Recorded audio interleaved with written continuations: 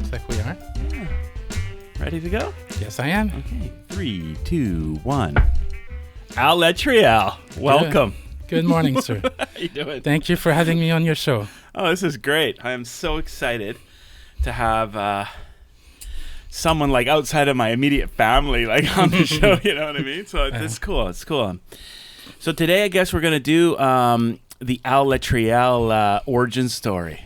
Sure. Sounds So like, good. yeah, I mean, we were talking just before the podcast that like I really don't know much about you. Mhm. I do know that we met through cigars. Correct. So we're smoking cigars today.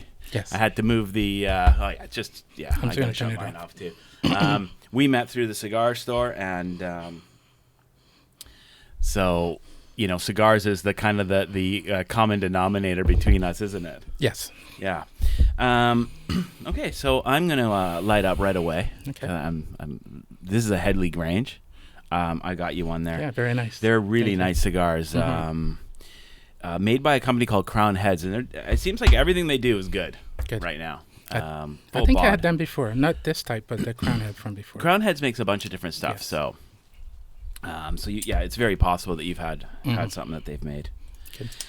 So I want to find out like a little bit about your younger days, your formative years. Like Mhm. where were you born? Well, I was born and raised in Montreal. Oh. It's a little town called Point Saint Charles. It's not too far from, I guess, the Forum, if you want to see. The old Forum? The old Forum, about 10-minute walk, I guess. Yeah, so it was So the old Forum, I don't know where the old Forum was. Is that like downtown almost? almost downtown, yes. Yeah. So you were close to the city. Close to the city. Yeah. Yes, very close. Cool. Yeah. And you went to school there and all that? Yeah, I went to school. There for a while till I was about grade 6. Lucky for me, we had nuns teaching us. Oh. I'm sure that I was born Roman Catholic, as you know. Oh, yes. Good Yeah. Catholic that I am. Yeah. And then my high school was somewhere else. It was a little outside. It was another like 10 minutes away from where I used to live, another little town called Saint-Henri. Saying what? Saint-Henri. Saint-Henri. Mhm. Okay. Okay, cool. And then you went through your schooling there, and then did you go to university or college? No, or I did anything? not. Actually, after I graduated from my school, I didn't know what I was going to do. So I decided to join the Navy.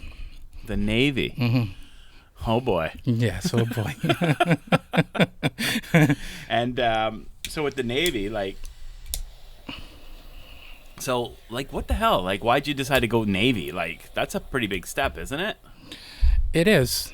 In the early 80s, there was a lot of things about the, I don't want to quite say the FLQ, but like the separation from Quebec and Canada and all that stuff. So, those I didn't really agree with. That's not what I wanted to do. I didn't want to stay there either. At that time, I wanted to do something different, Right. So. And the early 80s, that wasn't exactly the best job market either, was it? No, it wasn't. This is No. the shits in Canada. Yes. Yeah. Yeah. So there was a lot of separatist talk back in those days in Oh, Quebec? there was, yes. Yeah, so Yes. you just didn't want to have anything to do with that? No. Yeah. No. Because half my family was from Ontario and the other half was kind of from Montreal, right? So Oh. I grew up where, half my family on my mother's side were more English than French. Oh, okay. So Sure. Yeah. Well, it makes no sense anyway. Mhm. Split the country up like that. No, it I've doesn't. never agreed with that. I like Quebec. I want it to be yeah, part of yeah, Canada. and I'm you not know? saying anything bad either. It's just that for me it wasn't what I wanted to do, and I'm glad I made a good decision because I wouldn't be here today talking to you. Yeah, right. Yeah, right. Or smoking cigars, maybe. Yeah. Who knows? Yeah. It might have been something else. I get this lit. So Navy. Yes, How long were you in the Navy for? I was in the Navy for about 7 years. Holy. I was started as a sorry. That's okay. Light your cigar. Then we can talk. So I was a naval weapons technician, but when I started at the time, it was split as surface and under. So under would be like a torpedo, where surface would be firing at aircraft and ships. So yeah, my first couple of years were as a surfist, and then they combined the trade, and then I had to go to Halifax for about a year and a bit to learn both trades and at the same time. Okay. So yeah, I was there for about, I would have to say from 81 to 87. And then where were you? Where were you stationed? You're in Victoria, yes. Oh, so when you joined the Navy, you came out to Victoria? Yes. Oh, okay, gotcha. Yes. Yeah, some of my friends, or I would say most of my friends, actually, that's another thing. Most of my friends stayed behind after they graduated from the Saint Jean, which is the basic training. Lucky for me, I passed the English test, which is probably the only test that I passed that I wish I didn't pass, because everybody else got to stay behind in a nice little condo for about a year and a half to learn English, and had a good time. You passed, and then I passed. Next thing I know, I'm here in Victoria, beautiful Victoria. Right. And so, with being in the Navy, and it works better if you cut the end. Did you not cut? I thought you cut. I did, you did. but You missed it a messed bit. up. Yeah. Here we go. That should be better. Is it Maybe drying not. yet? Get some more off of there. Give it a cut. What kind of cigar did you give me? It's a good Is this cigar. a joke? It's actually rope that I wrapped myself in. I grew some tobacco. I grew some tobacco out back. Mm-hmm. How long have you been smoking cigar now? Since yesterday. Yeah. The way you lit that thing, it's like your first cigar. Yeah. So Navy out here. Navy out here at the D&D, like in Esquimalt. In Esquimalt, correct? Yes. Okay, and then so what ship were you on? I was on my first ship was the Rescouche. Okay. I was there from probably 82 till about 84. And then I went on my course. And then when I came back, I was on the Yukon for about a year and a bit. Okay. Mm-hmm. And then did you spend a lot of time out at sea? Yes. The average days at sea in those days were like 320s. Oh, shit. You were like at sea the whole time? Most of the time, yeah. I very seldom home. Wow. Yeah. And when you mean at sea, like not in Canada? Correct. Like yes. Overseas? Like overseas. Oh, wow. Yes. Yeah. So where's some ports that you went to? Some memorable ports? I went to Asia, which was really nice that I remember. The only trip that I got to miss was the Australian one, which I wish I would have done. Right. I went to the States, Hawaii. We used to go to San Diego probably like 8-9 times a year. It become almost like my second home there.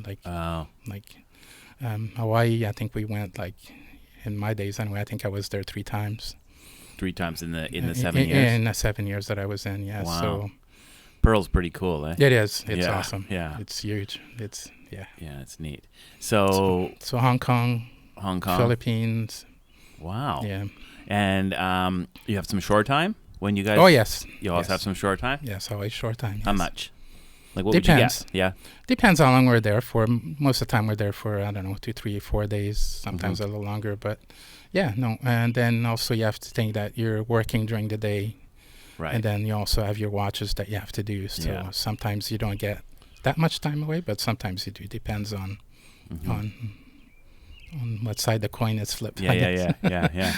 So that's cool. That's good. I guess you have a nice repertoire of ladies that you've got to. Well, we can't say that because my wife is probably going to be watching this. Oh shit! No, I mean, of course, you were virgin until you were married. I was a very good boy. Of course you were. I know you. Yes. That's cool. So, that's really cool. Mm-hmm. That's a great experience, right? When you're that age and you don't really know what you want to do, and again, being French Canadian, not that I'm saying that we're not, out there, but it was definitely an experience that I wouldn't trade for anything. Yeah. I mean, it made me kind of the person that I am today. Oh shit.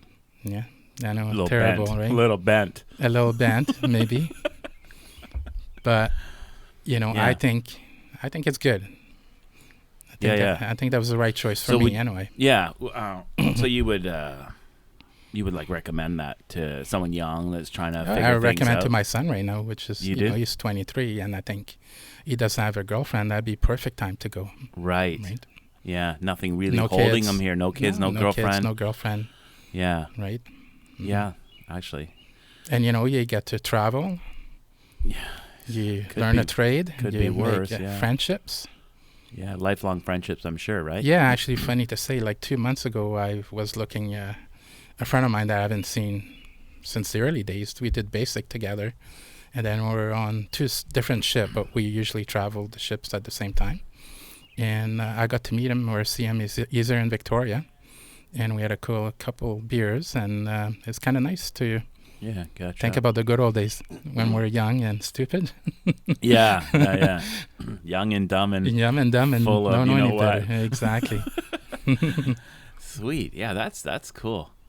So 7 years in the military, and then when you leave the military after 7 years, are you like retiring? Like, how does that work? No. In my case, I got injured. I was stupid. I was drinking, and I was on a trampoline. Let's just put it this way, and I fell off and hurt myself. So shit. yeah. So. Well, that changed your life, didn't it? It did, but then I got better. So. Oh, okay. So it wasn't that bad. Right. Mm-hmm. So because of that injury, you just left the military and went into the private sector. Yes. Oh, okay. Yes. Okay. So where'd you go after that? After the military? After the military, I got a job with the Corps Commissionaires. I was one of those guys with the white hat, going around doing parking bylaws and harassing us like harassing people law-abiding that didn't pay citizens for parking. Jesus. Mm-hmm. And I was the youngest guy there too. I was in Victoria. Yeah, at that time in the late 80s, 89, I think it was 87. So yeah, that would have been 88, 89, 90. Yeah. Yeah, I was working with people probably my age now, and I was in my 20s. So right. So yeah. Cool. And then so you were there how long? I was there for about 3 years, and then while I was doing that, I met some people that work with the City of Victoria, and that's how I got in with the City of Victoria. When where does Kim fit into this? Like much later? Oh, much later. Much later. Yeah. Okay. Yeah. That's cool. So City of Victoria, and then you switched vocations? Yeah, so when I started with the City of Victoria, I was the only opening that I had at the time was janitorial. So I did that for about 6 months. Yeah.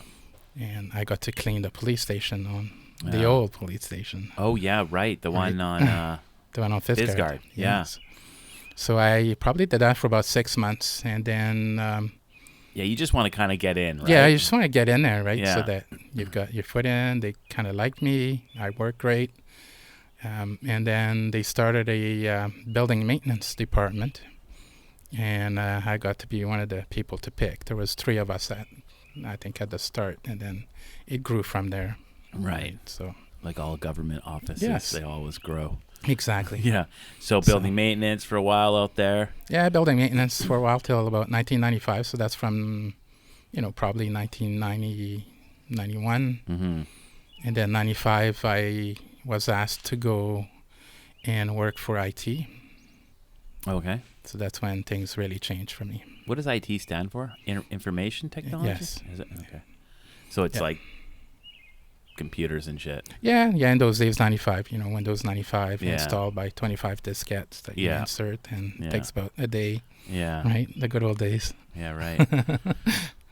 So was that a big change for Yeah, you? it was a big change. It was a big change for me because obviously I didn't have a background in IT, and I did not go to school for IT, so it was a lot of learning on the job, I guess, and I found it very difficult for me to do a job where it's not something that you prepare for, right?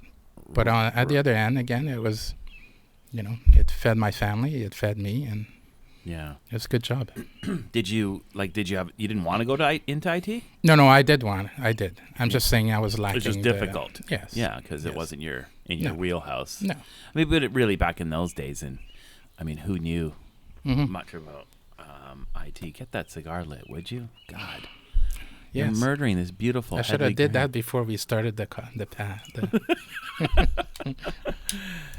Yeah, I mean, in '95, and of course, who knew anything about IT really? There was some, but not many people and knew. then things changed fairly fast. Oh, they sure did. Yeah, they did. They I remember those days of the big old floppy drives, and my first PC I worked on was a 386. That was the first one I ever started using with Lotus and DOS-based few programs, nothing major. It was at work, you know. Yeah. It wasn't like I had one at home. Mm-hmm. But yeah. Huh, cool. Yeah. So what else did you do? Because I know you did some other stuff. Because I see some stuff in your man cave. Yeah. So when I worked for the city, I also there was a time in my life when I wanted to be a police officer. So I again with the Corps Commission there, I got to be a jailer with Vic PD. Oh, okay. I did that for about I don't know 2.5 years. But it was kind of hard with doing both jobs and doing a 12-hour shift. Yeah. With the police. So what's the craziest thing you saw in that jail? Go ahead, man. This is an adult-only show. Can you say it? Can I say that? You can say it. It's a long time. It's 20 years ago. Yeah. I think for me the Come on, Al. Give me the juice. Well, you know when. Well, yeah, I'll tell you. But let me kind of do what our job is. So as police officers bring people into jail, we get to search them. We get to go through their property. We have to catalog everything. We have to make sure that they're safe. Right. We have to check on them. We have to feed them. Sometimes we have to shower them, and I guess and sometimes we also look after ladies and men as well, right? Oh, okay. So I guess I guess that was back in the days where like that was the jailers were men and that was it. No, we did have women on staff. We did have also. Yes, we did. Okay. Because I was just wondering like how you deal with a female, someone that's going to spend night in jail that's a woman. Well, there are protocols stuff that you can't do. Like you can't really search with like a male police officer would search a woman. You have to be kind of discreet, right? Yeah. To answer your question is. I was so you got walking by. You got a lot of responsibilities. Yeah, I was walking by, checking from one of my guys that I was looking after, and this lady was calling, and she got my attention. And then when I got to her, she had that little porthole there. She was in her cell. She had the little porthole on the door that was open, and she was kind of showing me her private. And you know, that's probably the only thing I could think right now. That's kind of got me kind of red a little bit. Yeah. And I kind of keep walking. Yeah. Right? Just get out of there. Just get out of there. Yeah. But there was all kinds of stuff. Yeah. There must have been some. Yeah. I hear a few stories from through my wife. You know, people just go mental in there sometimes. They do. They're either whatever high or drunk and they're just going absolutely ape shit. Yes. In the cells. Yeah. At the new police department, I think that sometimes. I think they could hear some people from the third floor that were in cells just kicking walls and shaking the gate and just going bonkers. Oh, yeah. Yeah, we have people sometimes, they have... I remember one time that this person came from Squamish Police to stay overnight, and he had a cast on his leg, and he had a key hidden in his cast that we didn't see. A key? Yeah, and he was very combative when he came in, like the guy literally had to hold him as was what I was trying to search him the best that I could. Yeah, right. And then he was trying to commit suicide with the key, and he was cutting his neck and that kind of stuff. So, I mean, it's like it's serious business. It is. It's very yeah. God, can you imagine trying to kill yourself with a key? Yeah, I mean, you really want to die at that moment. Yes. Yeah. Ugh. Yeah. Yeah, that must have been one hell of a mess to clean up. Well, actually, yeah, it wasn't too bad, but it was very scary for me because then we had to go back in and get the key. Oh, right, of course, yeah. Yeah, that's got to be fun. Mm-hmm. Yeah. Yeah. So I did that for about, I would say, probably 2.5 years, and then it was getting to be a little too much for me because it was like I worked full-time for the city. And then I would work sometime 3 days in a row, a 12-hour shift, and then I would basically work in a cell and then go to the city and for 3 days and that kind of. I'm surprised they even let you do that. Yeah, well. Those different days, I guess, and that's the workload. That's unbelievable. Right. Like, so you'd work through the night, go home, shower, eat, and go back to work. Go back to work. Holy shit. Yeah. So that was a little much. Yeah, no kidding. I'd say.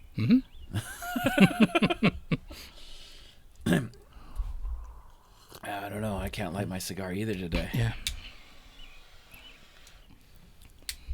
Crazy. Well, that's cool. Mhm. And so you did that for a few years? Yeah, I did that for a few years and really enjoyed it. But Yeah. at the same time, it was hard. definitely hard. Yeah, the workload's ridiculous. And, as a learning curve, it's definitely got your eyes open on actually what's really going on out in Victoria or even in your neighborhood, right? Right. Like crime-wise and drug-wise and how people are treated. And, I think the funniest thing too, well, not that it's funny, but actually I should Funny, say peculiar, yeah.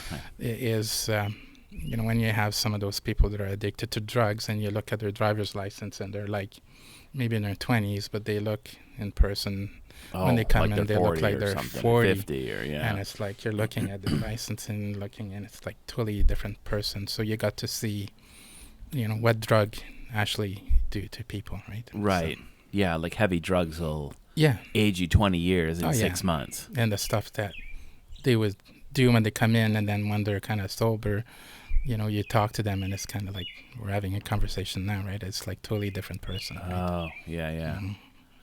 Yeah, it's I've never been a drug user myself of any type, really, but that makes two of us, except for cigars. Cigars, caffeine, bit of liquor, booze, yes.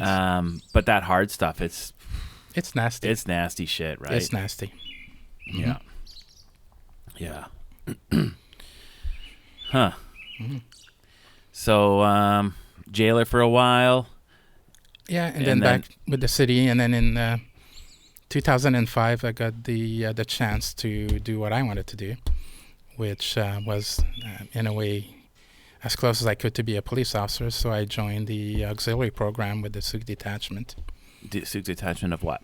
Souk detachment of the RCMP. So RCMP? Yes. Yeah. Well, no, because, not I knew that, but not everyone's going to know that. Yes. Yeah. Yes. So, and then I did that it's for auxiliary. 12 years. Yes.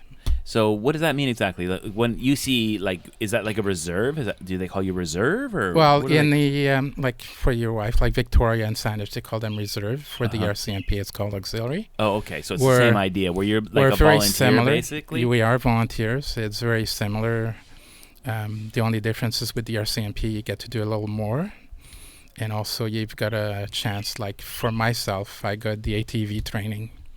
I also went to Tofino for a week on a boat course, on boat training. And you get to do a little more than just a reserve, if you want to call them. But basically, they're very similar on what you do. So we're unarmed, where for a while the auxiliaries were. But when I joined, we weren't armed. And, okay. Yeah. So unarmed, but still essentially like a police officer. But yeah, and it's more of a community policing. Like, Okay. I mean, you are I had to go on a 6-month course. Yeah. And then weekends and during the week. And you have to pass physical and all that. Yeah. You are a peace officer, you get a badge, and you get sworn in. Okay. So when you're a member, then, you could do basically what a member would do, like go out on the car, do, general duties. You could do other stuff. But my role was more for Souk as community policing, like Cops for Cancer. I was the coordinator for that for 6 years. Right. So more, again, being involved in like the parades with the Souk Lioness and Lions. Right. More out there in the community, and you're kind of like also the in-between, right? Mm-hmm. Because as RCMP, there's a lot of members that are coming in, they're new, or, they're from another detachment, they don't really know the area, so our job was more of, welcome to Souk, go in a car with them, kind of show them around. So they understand this. So they kind of understand. Yes. So it was more community based. Okay. Cool. Right. Yeah, maybe now's a good time. There's a lot of bullshit about defunding the police, and yes, I'm not a fan of Mr. Isaac. Oh yeah, I actually talked about him on the previous podcast too. Oh, did you? Yeah, I did. David and I were having a bit of a rant, and basically whenever I've needed, whenever I've never been in trouble, other than in business when someone's smashing my windows out in the middle of the night, right? The police were there to help me with that. Yes. And they've been, as good as they can be. I'm getting out of bed in the middle of the night, driving downtown, pissed off, tired, kind of like half dazed, and they're there. And, and I'm not always the nicest when that's happening, but they were always quite professional and did what they needed to do, to try and make shit right. They're chasing after people in the middle of the night. Plenty of times they've done that for me, basically. Yeah. So one thing that a lot of people are talking about is the amount of training. Like I'm actually the opposite of defunding the police. I know that I don't even know what the hell that means, but I'm actually sorry, I got something in my throat here. You for a cigar again? I don't know what it is. Coffee, morning, I don't know. Maybe it's something, but we can't mention what it is. No, I was a good boy last night. Oh, okay. We think alike. CRTC, I'm sorry. Yeah, fuck those guys. This is a podcast. This is the beautiful thing about a podcast. We can have discussions in depth about topics that matter. It's not a 5-minute thing on the radio.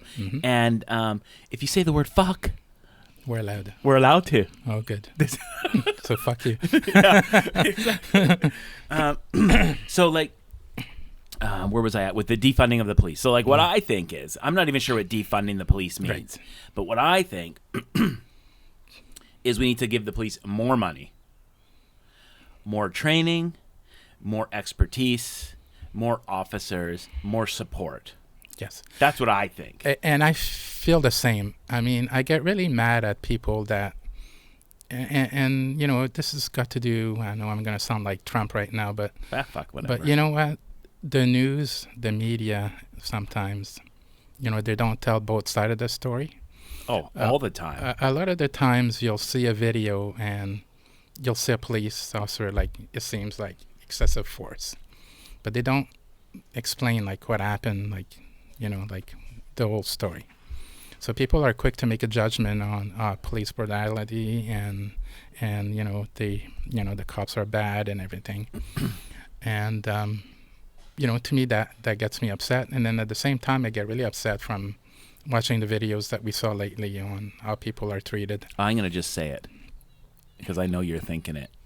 You're talking about the video of that officer, that RCMP officer that tackled the First Nations chief? Yes. So when you saw the original clip, it looked like that officer was like completely in the wrong. The first clip. The first clip, yes. But then when you saw the whole thing from beginning to end, looked a little different, didn't it? It did. Yes. Now, I don't know if that officer did the right thing. Yeah. But when you see the whole thing of the bullshit that those guys had to put up with for, like, it went on and on and on. Then you start to be like, yeah, it's a little bit of a different kind of scenario, right? People don't know. Like, I'm going to speak, and, I'm not want to say like I'm a police officer and that's what I did. But I'm going to speak I've got 12 years experience, so I think that counts for something. People don't realize, like, our policing, it's not a easy job to start with. It's not a job where, every day is different. Every day you could go to a call on domestic violence and it's going to have 20 different endings, right? So, people are quick to judge, but, when somebody comes at you with a knife or with a gun or even fighting, it's not a UFC fight where you get to fight with somebody, right? I mean, these people, I don't understand, first of all, why would possess them to start fighting with a police officer. I don't get that. And I've seen a lot of that. And actually, that was a big eye-opening for me out in Souk, that the amount of people that want to fight with you. Right? Really? Oh, yeah. It's like, and again, I'm going to speak on my behalf, and for the rest of us cats, I'm going to speak on my behalf, is when you put your uniform on and you go to work, you're not going out there to say, oh, geez, I wonder how many fights I'm going to get in today. You don't really want to fight. No. And this is something Yeah, that, wouldn't it be nice to go to work and just have a nice, peaceful day where you just yeah, talk to the people and make sure that everyone in the community is happy and healthy? yes, Wouldn't that be nice? that would be perfect. Yeah, right? Like, So when it happens, you have to do what you have to do, right? It's not, like I said, it's not a UFC fight. I mean, obviously, it's dangerous. It's public safety, because those members are carrying guns, and they're carrying, they have lots of stuff in their cars. They could steal the car. They could do all kinds of stuff, right? So when you see sometimes, it may look harsh. There's 3 guys on somebody, like 3 police officers on trying to arrest somebody, but, people have to understand that that's probably the safest thing for that person. Because what you're left with as your tool, as if you're fighting hand-to-hand combat, and most of the time, hand-to-hand combat on some people that are drugs or especially with UFC now, people are well trained, right? mm-hmm. So you've got your baton, which, I wouldn't want to use that on somebody, because that's would break bones, basically. Mm-hmm. It's very nasty. You've got the taser. The taser, most of the time, doesn't work, right? And then the other choice is your gun. Your gun, right? Yeah. Or the pepper spray, but then again, you also could get in. So what you're saying is it's better So to sometimes have 3 officers holding a guy down and getting him restrained, because if it's just a one-on-one, the outcome for that civilian, it could be a lot worse. yeah, or you'll see, I know in some of the clips, you'll see a police officer fighting with somebody, and then you see a whole bunch of guys, and it may seem cruel, but I think that's the safest thing to do. Yeah. I think people have to realize that they have to support their police. I mean, it's about trust, and I understand that. Also it makes me mad when I see police officers that are Doing shitty things. Yeah. Yeah. It does go both ways, but I think we have to kind of realize that job is not something that to me is black and white to say. Yeah. Right? Yeah. The amount of force that you have to use is something that you have to judge yourself at the time, or the situation. And people, by watching a video, may not understand, like you just said. Once you watch the full thing. Yeah. Right. Yeah. You gotta know all the facts before we cast we judgment. Judge. Yeah. Yes. So like that kind of brings me back to my defunding the police thing. I think I don't agree with it. I think becoming a police officer, if there's some bad apples out there, which there is, it's like anything. It's like everywhere. It's like all society. Yeah. You're gonna have cigar store owners that are cool and cigar store owners that are assholes, right? Yeah. 90% of them are probably great, and there's 10% that are brutal. Mm-hmm. Just like anyone, just like anything. And that's part of the thing. I think that the police, they need the department or whoever needs the right amount of money so that they can get the right officers, train the officers, and it almost should be like one of the hardest jobs to get. Do you know what I mean? Like there should be a screening process that is better, and then once you get that job, then it should pay you really well. Yes. You know what I mean? I'm a little hesitant because there are good training out there. Is it good training? Is it enough? Is it enough? Probably not. Yeah. I mean, it's like everything else. We're evolving, right? And yeah. Technology is evolving, and again, what we did like 25 years ago, 50 years ago as a police officer, they're talking about that. Yeah. Some of the restraint that we use, or maybe, we kind of have to kind of look at it and say, does it work? Is it working? And other things too that we have to look at is, it's not just policing; it's actually your laws and yeah. If you look at, like, I'm trying to find an example. Let's say that a police officer pulls you over because you're speeding, or you've been drinking and you're showing sign of impairment. Yeah. And then you're in your vehicle, and the police officers get out, and this guy says, "I'm not getting out of the car." Well, he's going to eventually, somebody's going to get out of the car. Yeah. Now he's going to get out of the car also, right? Yeah. So, I mean, I don't know what to say, but maybe if the person doesn't really want to get out of the car, what do we do? Do we use that amount of force that's necessary to get that person for a crime that is like drinking and driving? What do we do? Do we get him Right. later? How far do you want to take? Yeah, do we take get him it? later? We know who he is. We know the car. We know. Do we arrest him later? Do we? I'm not saying that that's what we should do, But- but that's the kind of stuff that we should look at, Right. right? Like what do we? Because even in the old days we used to chase motorcycles. Yeah, we don't do that Now anymore. we don't do that anymore because we know the Yeah. impact that it has, right? Yeah. So we need to kind of look at that so that we don't ask our officers to do a job where, they have to enforce the law. So what they got to get that person out of the car, Right. right? Yeah. If you pull someone over for speeding and they're being belligerent and don't Yeah, want to get out then of the car, it's- rather than dragging them out and Well, having I'm four not saying off- that they would for that, but I'm I'm just maybe saying for if the something guy else, won't yeah. give you his driver's license Yeah, and then or it whatever. escalates, let's Yeah. say, and then you've Mhm. got 3 officers dragging the guy out and pounding him into the pavement so that he can get arrested, and maybe it's better to just let the guy go. You know who he is, Yeah, like and you then- said. You know the car, you know him. Mhm. Catch him on a day when he's not. Yeah. Go Maybe. see him the next day when he's had a bit of time to to cool realize down. what he did. Yeah, to be like, oh shit, Yeah. I should. Yeah, and again, I'm not saying but that's something But kind something of like they can be that, looked right? at. Yeah. Yeah, I mean, I guess that's, part of the thing when people are saying defund the police, they're talking about, instead of sending the police to, say, a suicide attempted, or a person that wants to commit suicide, or, funny sirens are going in the background. I don't know if they can hear this on the podcast or not.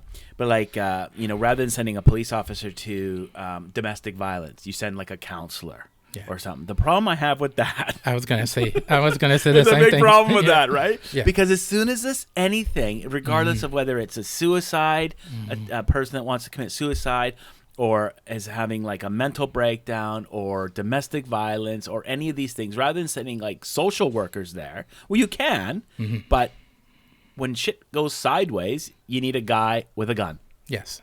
I mean, right? So to answer that, I remember in Souk, I remember 2 calls that we had, but then again, the mayor says at 4:00 in the morning, so I'm not sure about 4:00 in the morning, because that was during the day, and the other call was more around 9:00 at night. But I did see a nurse, police officer and civilian, and they called us for backup when they were going in case something happened. Okay. So, and that was in probably 2008, 2009 that Right. we had that here. So, I mean, I think it's here. I think it just needs So to there be. is some support for like if someone's having a like a mental breakdown. I don't know Yeah. what the proper terminology for this. But then stuff on the is. other A hand- crisis. They do have Yes. some medical I trained yes. people that can. Yeah, I know it's out there. Okay. So it's not going to be something new that they have to Right. reinvent the wheel. I know it's out there. Again, like the problem you said, when something goes sideways, somebody's got to react and somebody's got to be there. Yeah. So maybe having a nurse, a doctor, a psychologist, whatever that can respond to that with police backup. Police stays back, lets them Yes. do it. The person that they're helping knows that they're not going to get into trouble if they're having a crisis. Yeah, because I think sometimes it's the uniform that gets people going. Yeah, right? yeah, it gets them going, right? So I think it's good that they would do that. But on the other hand, a lot of the calls you go to, you're going to a call, let's say, about something, and it's totally something different. And it turns out that it is mental Right. health, Right. and that you're not aware of. Right. Yeah, because every time a police officer knocks on someone's door or pulls a car over, they don't know what the hell they're getting into, do they? No, somebody could have a bad day. Yeah. Somebody could have just Yeah. got divorced. Somebody lost a lot of money. Somebody lost their job. Yeah. Maybe their son died, their daughter died. Yeah, You don't really know what's right? going on. Yeah. Yeah. Right. Yeah, the sanest of people can be pushed Oh, yeah. over the edge, Definitely. right? Mhm. That's all So- you need. You're coming home from your wife's funeral and you get pulled over for speeding. Oh, Yeah. you know what I mean? Like Yeah. that's like you So don't that- know what's happening that's with that why person. I think a lot of the police officers, they probably feel like counselors and stuff because Sure. you need that in your tool bag. That's your Right. biggest tool, Right. is to be able to talk to people and kind of diffuse a situation. That would be perfect, Right. right? So, in your opinion, are the police trained well enough to deal with all of the different things that can come up in a day for them? I believe that now, with the mental health being acknowledged, mental health being at the forefront. Yeah. And knowing, well, I'm gonna be honest. I mean, I'm one of those guys, basically. You know, I had a car accident and worked for 2.5 years, and then I crashed. Right, I had anxiety. Yeah. And I had severe depression where I was sleeping. I slept for, I think, a year and a half most of the time. Right. So I mean, it happens to anybody. Right. Right. It doesn't matter who you are. I think it happens more now, and I don't know if it's happening more or we're more aware of it, because I think we kind of accepted that it is a condition, I guess, you know. Mental health is real. Mental health is affecting people, and I think people are starting to realize that, yeah, you know, this is something that we should look at. Yeah. So to answer your question, I don't, you know, do they get training on that? Well, I'm sure they do. Is it enough? I don't think it's never enough training, right? It should be ongoing. I think it should be ongoing, and it should be like everything else, right? I mean, when I was an auxiliary, every year I had to certify for my use of force, right? So this is what we talked about. Like, what do you do when somebody does that? So, like, somebody, you know, you're putting handcuff on, and they start fighting, and they run away. You don't get your gun and you shoot them in the back. Right. Right? That's not the way it works. Yeah. So you got to know what you're doing. You got to know your use of force and why you're using that force, and you also have to articulate why you've done that, right? Right. So, yeah, I mean, that training is every year, and they should have the same thing, I think, for policing, where you need that basic mental health course. I don't know if it's a day or two. I don't know. Yeah. Where everybody has at least the basic, so that when they go out there, they know what they're doing. Yeah. Now I'm sure that in Victoria, or all of, probably most, at least British Columbia, I guess, probably all of Canada, I know that the officers have access to counseling, right? Yes. Some of the shit those guys see would cause PTSD. Yes. To most people, right? Yes. Oh, yeah. So there's another reason why I think the police need as much support as they can get. You know, because that sort of trauma undealt with is going to really affect you and the way you do your job. Yes, and just think of it like that too. I mean, we're just regular people, or I shouldn't say we, but they're pretty regular people, yeah. Yeah, we're just like police officers are just like you and me. They have a mortgage, they have a family, they have kids, they have car everything, payment and everything else. You know? So you go to work, you're in a bad mood, somebody pisses you off. I'm not saying that it's right, but the chances of something happening is definitely out there. Yes. Right.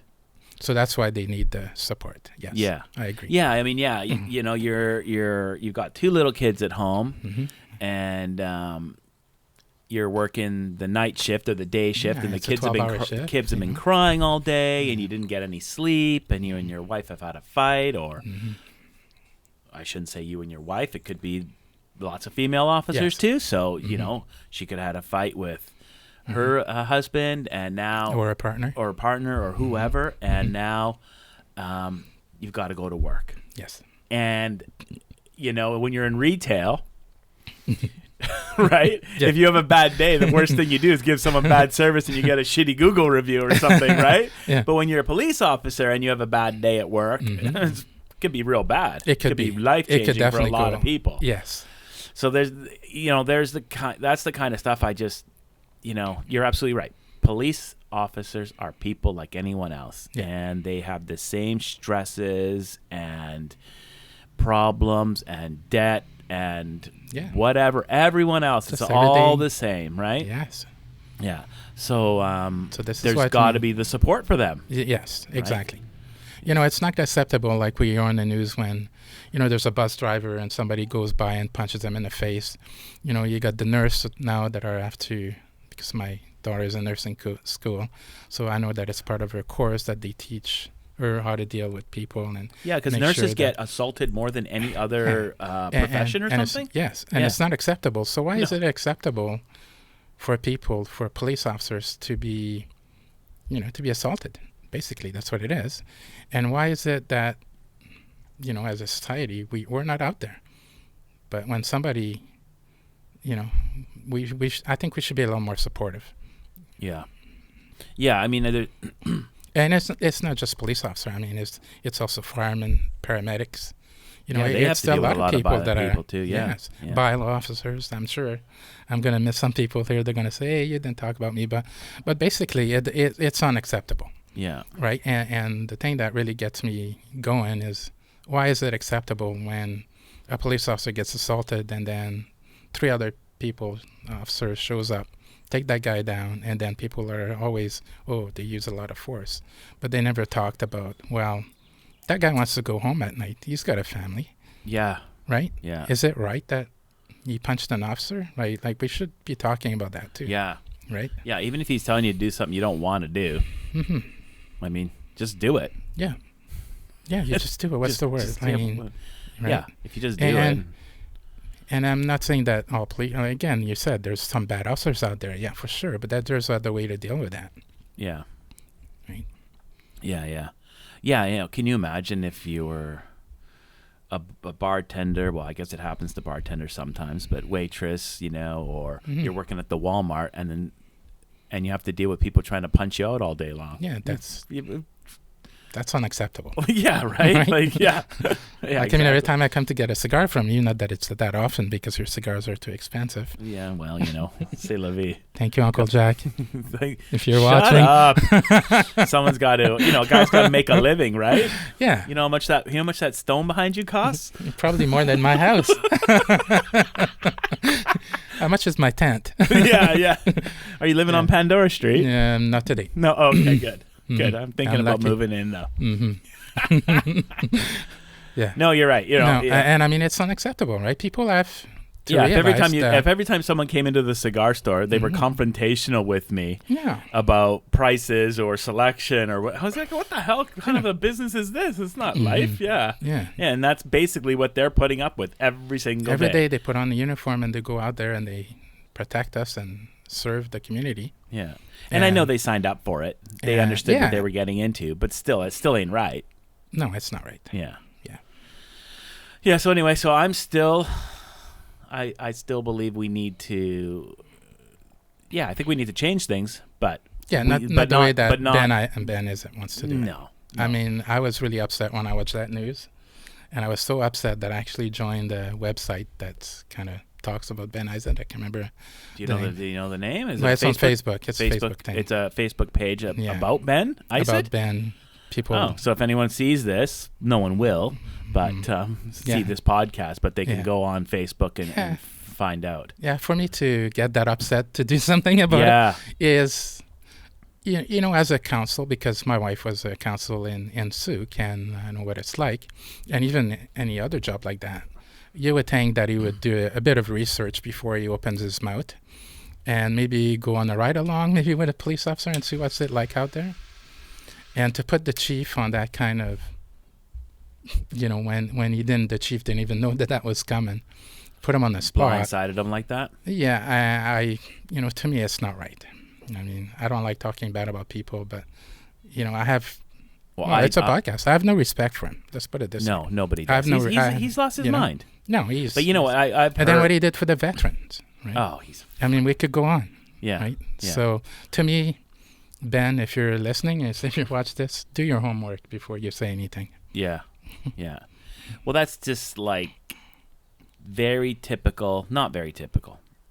I don't want to paint everyone with the same brush like he's doing. Mm-hmm. But that is a person that really hasn't ever had to do sweet F all his whole life. Yeah. He's kind of just been I don't know much about him, but he's just probably always had like a cushy job and never had to really deal with real life. I know he's a protester. He is anti-police. He's always has been. Yeah. This is just perfect for him. Mm-hmm.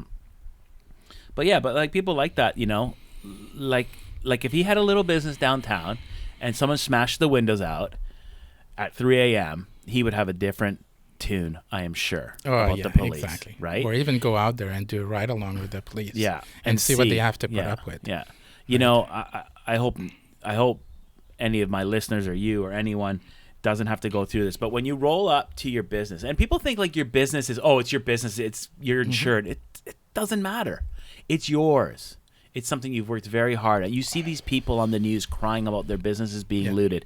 And then these assholes are like, well, they have insurance. It's not the point. No. It's not the point. It's your blood, sweat, tears. It's like when someone comes into my store, it's like they're coming into my home. That's the way I want them to treat me. Yeah, because I had my car broken into. And that's the way I treat them when they're in my store. They're like in my house. So I treat them with the utmost respect, and I'm as helpful as I can be, and I want them to be the same. When you go to work at or when you've gotten broken into, a lot of people have it. I've been broken into several times. Tobacco, high risk breaking in item. Anyway, when you go to work at 3-4 in the morning, and you roll up to your place of business and you see product strewn out all over the street because the bag or the box that they were stealing the stuff in broke or whatever, and there is your stuff everywhere, all under the street, hundreds of dollars, thousands of dollars of lighters and cigar accessories and tobacco products all in the street getting rained on that have been you know? I think I know how you feel. Yeah, you know what I mean? You know, I was going to say my car got broken into twice. Yeah. And you kind of feel the same way. Yeah. Right? It's kind of like, you know. Yeah. Oh, yeah. My Royal Oak cigar store has been broken into 2 times. My downtown cigar store 4 times. My house once. So you pay a lot of insurance then. You know what?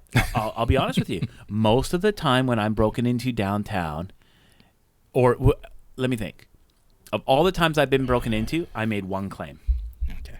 Because unless they really ransack the hell out of the place, if it's like $3 or $4 grand worth of damage, I just lick my wounds and continue on. And a lot of things people don't understand. When it's just a little bit of damage like that, it's not worth going through insurance because your rates are going to go up, the deductible's too high.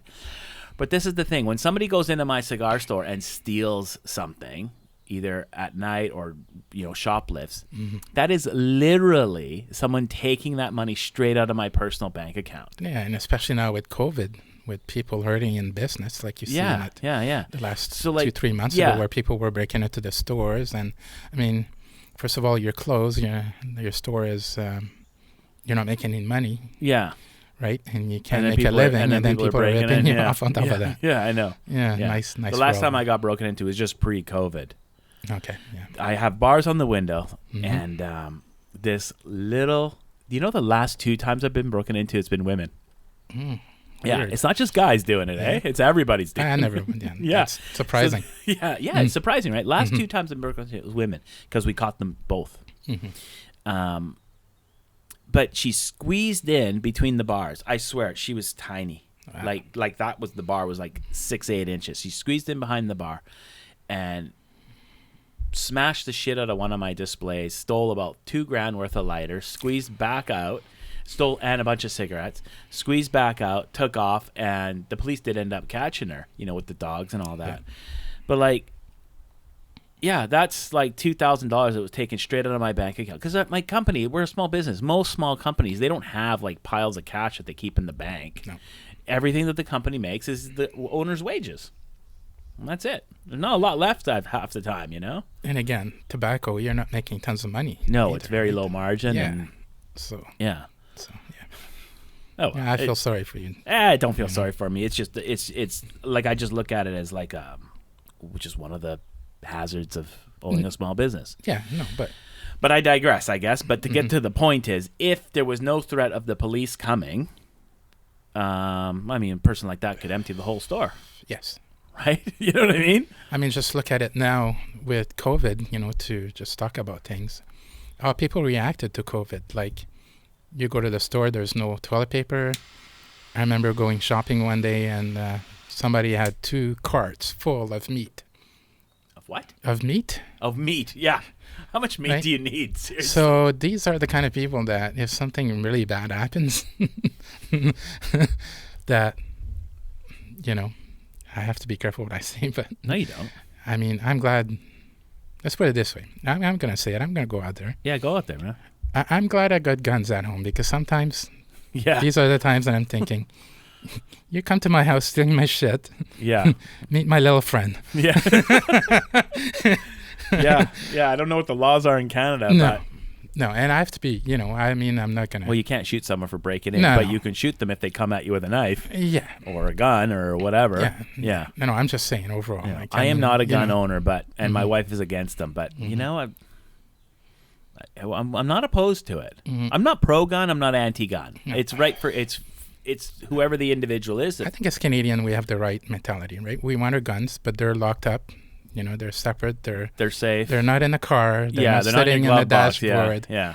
You don't have it in your Lululemon pants. That's hot. Yeah, that is hot, right? Do you have Lululemons? I actually do. Are you wearing them now? No. No, not for you. Oh, goddamn, that would have been nice. I know better than that. but guns it's serious when you talk about guns. But then, again, what I was trying to say is, you've got a little flu here, and everybody's mentality kind of everyone's going crazy. Everybody's going crazy. So can you imagine if actually something real was happening? Yeah, so that's what I'm trying to get at, right? Yeah. So it's like I mean, the world right now is going crazy. I mean, I can't believe you watch the news and you just shake your head. Yeah, I know. It's like, I know. what's going on, right? Yeah. You've got the COVID, you've got Black Lives, you've got, what is it? Is it India and China right now? They killed 20 soldiers and they're kind of fighting over Missed that. some kind of piece of land out there. Like our little Jewish buddy there that we have, and I mean, it's I think this stuff crazy. has always gone on in the world. Mm-hmm. Things like this. It's just we have the technology now to find out about it quickly and in real time. So I think this is probably the very best time to be alive. Mm-hmm. And we're probably in one of the very best countries to be alive in. Yes, that I agree for sure. There's more, and for all the problems we have with whatever, it's still probably the best time. Yeah. Drink coffee, have a smoke. Yeah, have a good discussion. No one's censoring us. Yeah, and I think that's what we need here. That's definitely what we need, and not just here, but especially in the States. It's 2020. The issue of Black people, the way they've been treated, I think, and same with maybe us for Native people, the way that we've been treating. I think, even as French Canadian, I remember coming here. Oh yeah. 100%. And people were prejudiced against French Canadian. I mean, yeah. And you have probably the same being Italian. Same. Right? Oh yeah. Yeah. So, this is what makes, I think, Canada, and it doesn't matter where you live, but that kind of makes it kind of great. Because everybody from different backgrounds, we're all human beings. We should sit down and chat and. Yeah, there's still prejudice here, but it's minimal, I guess. Yeah. You always find a couple of assholes out there. Yeah, definitely. And basically, it didn't really hurt my feelings because first of all, I don't have any feelings, but. Yeah. Well. And but a funny thing is my daughters are half Chinese. Oh. They're my stepdaughters. Yeah. And the funniest thing, I guess, for me was probably 4 or 5 years ago, going to McDonald's, and we had an older Asian lady serving us, and she was looking at my kids because they were calling me dad, and she was totally pissed at me. Oh shit, right? So that was kind of weird for me. Like, holy crap, like what's going on, right? Yeah. So I think as a person, I think we should start, and as human, I think we should definitely need to stop that. Almost like hit the reset button and say, what happened in the past, it's time to move on. Yeah. Because there's a lot of... But no more of this bullshit moving forward. No. Like, we need to move forward. We can't forget what we've done. Yeah. We have to learn from it. Yeah. And move on, but not keep bringing the past. I think it's time now that, and I know that my kids and probably their kids' generation, I know I was making a lot of jokes sometimes about stuff that was, inappropriate. And my kids were right on my ass saying, oh, my daughter too. You can't say that. Yeah. Right? Yeah. Like retarded. Holy crap. Yeah. I said that, and they just like threw me out. Like, you can't say that. And it's like, okay, Yeah. right. And there's a lot of stuff that, yeah. Yeah. So yeah, it's good. It's good. You know so what? These kids right now, my kids, 15, 13, they're great. They're great. And hopefully it's a great generation. They're a great generation. These 10 to 20-year-olds, I guess you could say, they're a great generation. They don't see color. They don't see sexual orientation, gender. They just they don't care. Yeah. They just, are you a good person or not? Yeah. I guess, right? Yeah, I just found out the other day there are people that actually don't identify as their gender. I know. Oh, you didn't know that? Well, I knew that. I kind of didn't know that. Yeah. So, yeah. So, I mean, I think you have to judge people for who they are. Yeah. It doesn't matter. That's the way I've always been anyway. Like, I'll talk to you, and if I like you, I like you. If I don't, I don't. I don't care if you're orange, Yeah. Right? And that's the way it should be. Like, it's about friendship. It's about respect. Yeah. And, you don't have to agree with everything. Like, I mean, I'm sure you got stuff that I don't agree with, and I'm sure there's stuff that I do that you don't agree with. If you didn't agree with me, though, Al, you would be wrong. If you say so. Well, shit, yes, of course. It's your fucking show after all. Yeah, that's right. Nobody disrespects Luigi on the show. Yeah. But you know what I'm saying, right? And that's what totally people need to, if you don't know something or just ask. I have people that are,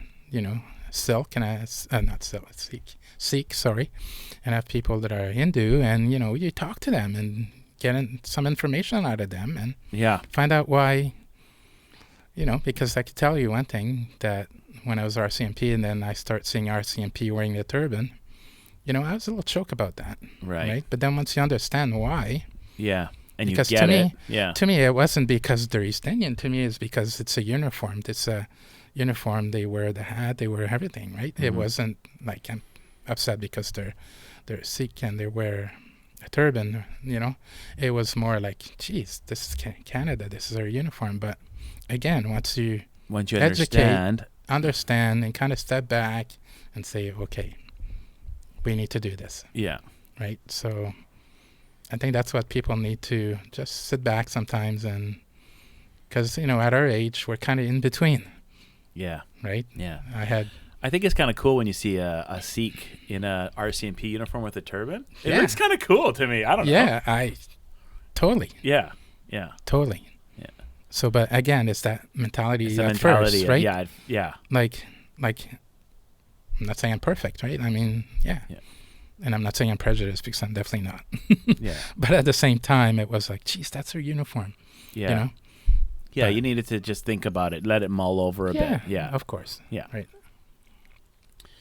Yeah, that's cool. So we got off on the policing tangent, but that's good. I really wanted to talk to you about that because I knew you had a bit of a background in policing. So yeah, I'm glad you asked, because sometimes it's good to kind of have that off your chest.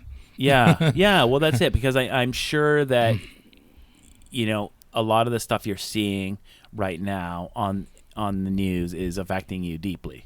Like actually affecting you. Oh, it is. In both ways. Bad cops are affecting you because you were a good cop or a good reservist, whatever you want to say. And then the other side of the coin, where you've got all the media and politicians saying, fuck the police, basically. Yeah, because you know how long it's going to take now for the RCMP or Vic PD or whoever you want to say, for people to trust them and respect. It's going to be very long road. It's that hurts. That hurts them. Yeah. And it's also going to affect their job, the way they do their job now, because they might think twice about having somebody coming at them with a knife where, and don't want to get in trouble or something. And it's going to affect, I think, the way they work. And, I hope it doesn't. Because I know that, a lot of them, it doesn't matter, it's about catching the bad guy. Yeah. It doesn't matter if you're white, black, if you're Hispanic. You rob a bank, you're in a police car chase, they're going to catch you. They don't care. I know. Yeah. Like, people think that a lot of cops are racist. They're not, right? It's just part of the job. Yeah, they're going to catch you. they're gonna catch you. Yeah, regardless of what you look like. That's, the old saying, the RCMP always get their man. Yeah. And there's no reason why they're saying it. Yeah. Right? And that's the kind of people that police, that's the kind of people they are, right? That's, Yeah, and the police and the RCMP need to do better, and they will. Yes. They will do better. They will learn from that. They will learn, and they will continue to grow, Mm-hmm. all as an organization. And I really believe that people are good. Yes. In generally speaking, Yes. people are good, Yes. and they're going to try and do the righteous thing. Yes. Yeah. Yeah, it's just that the news doesn't. The news, the media. The media right now, they're it's not unbelievable. helping. They are unbelievable. I mean, and it doesn't matter which media it is. It's either too right or too left, and it's all bullshit. Yeah. And instead of putting out the facts and the best they can, and have a balanced kind of perspective, there's none of that. Traditional media is fucked. Yeah. The news is fucked. Like, if they don't smarten up quick, they're done. They will not be a thing anymore. And all that people are going to watch are YouTube videos and podcasts of regular people talking about the topics because they're not relatable. Like, the media is not relatable to the average citizen in the community. Yes. It's almost like brainwashing. Yeah. Right? Yeah. I mean, you kind of talk to somebody and you can tell what news they watch because of what they're saying and what they're not actually thinking from themselves. They let the media and they let other people kind of make their own judgment instead of sitting down and say, well, instead of actually looking at, they said this, but yeah, does that really make sense? Yeah. Right? Yeah. No, 100%. Or even sometimes when they show, parts of President Trump, you could watch the news and they kind of make him look like an idiot, but then if you watch the whole thing, it's not as bad.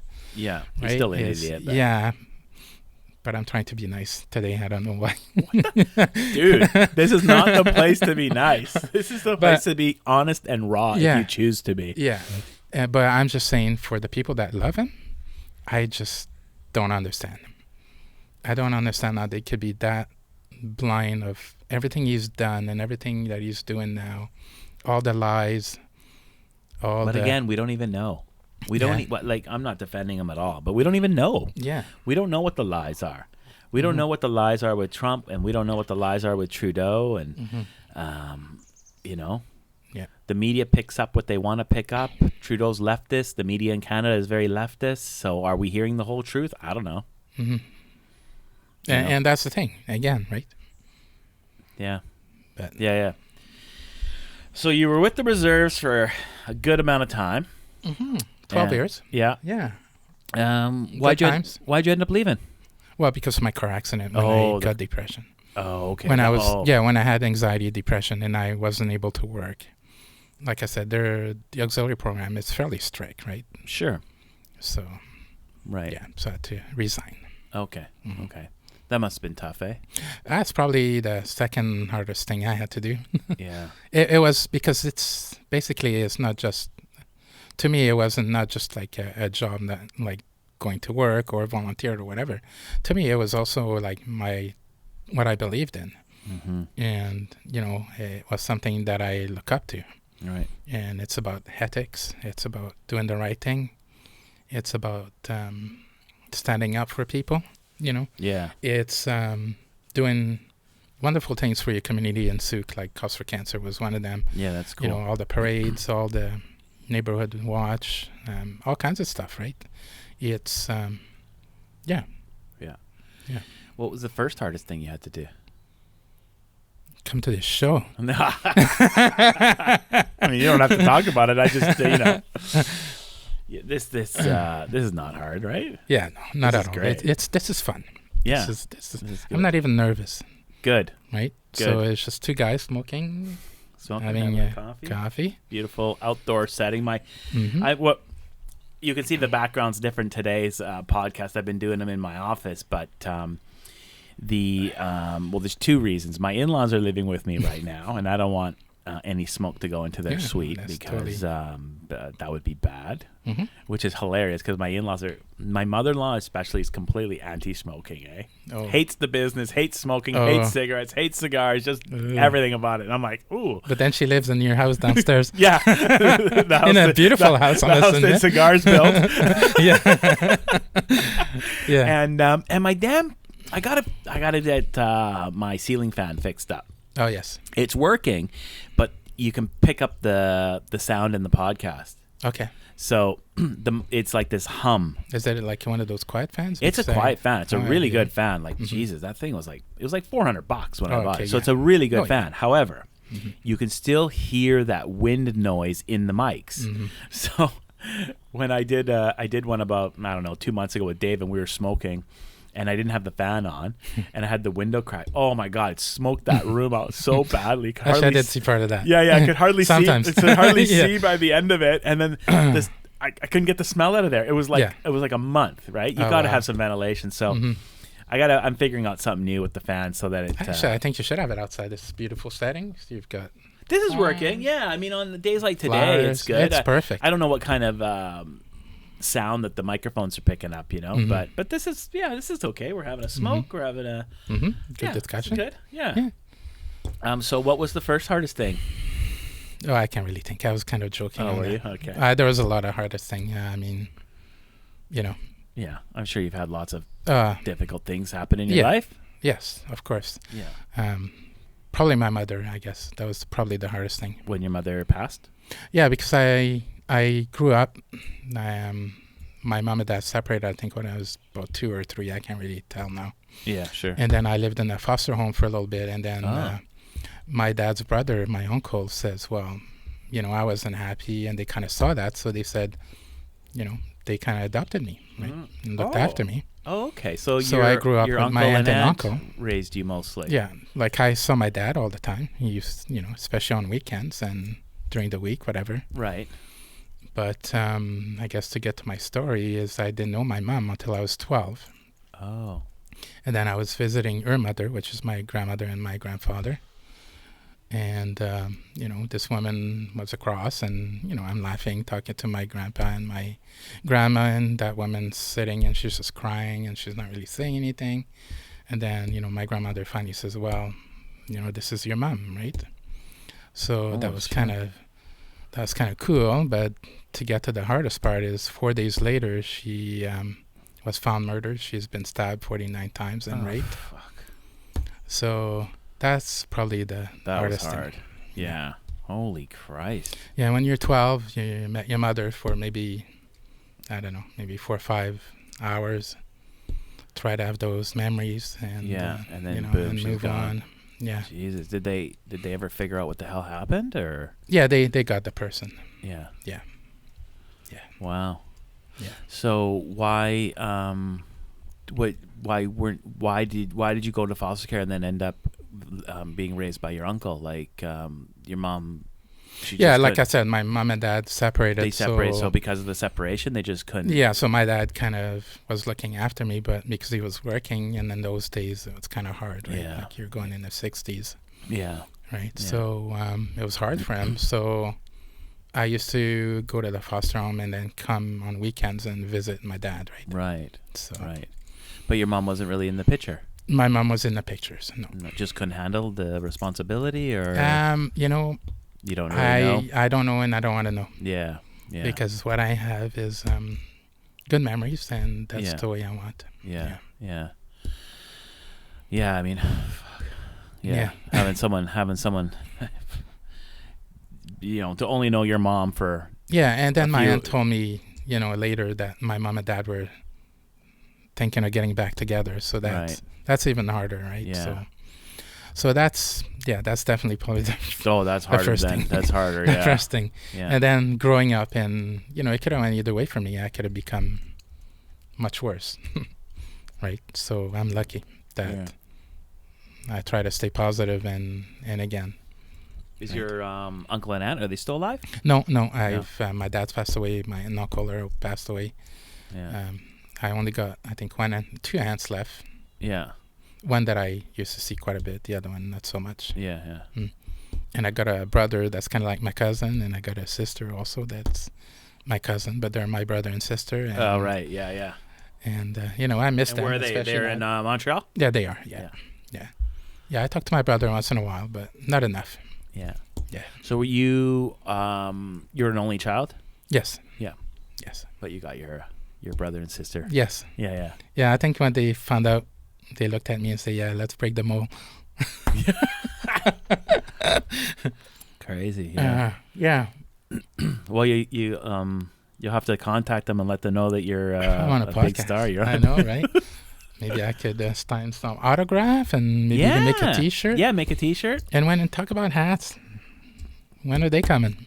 Oh gosh, COVID screwed me up. Yeah, because it's been like we were closed downtown for a couple months and short-staffed, and I got it on Phil's list. Good. Hats, clothing. We've talked to some. Because there's about 5 of us that are gonna have to burn our Jack Schwartz hat.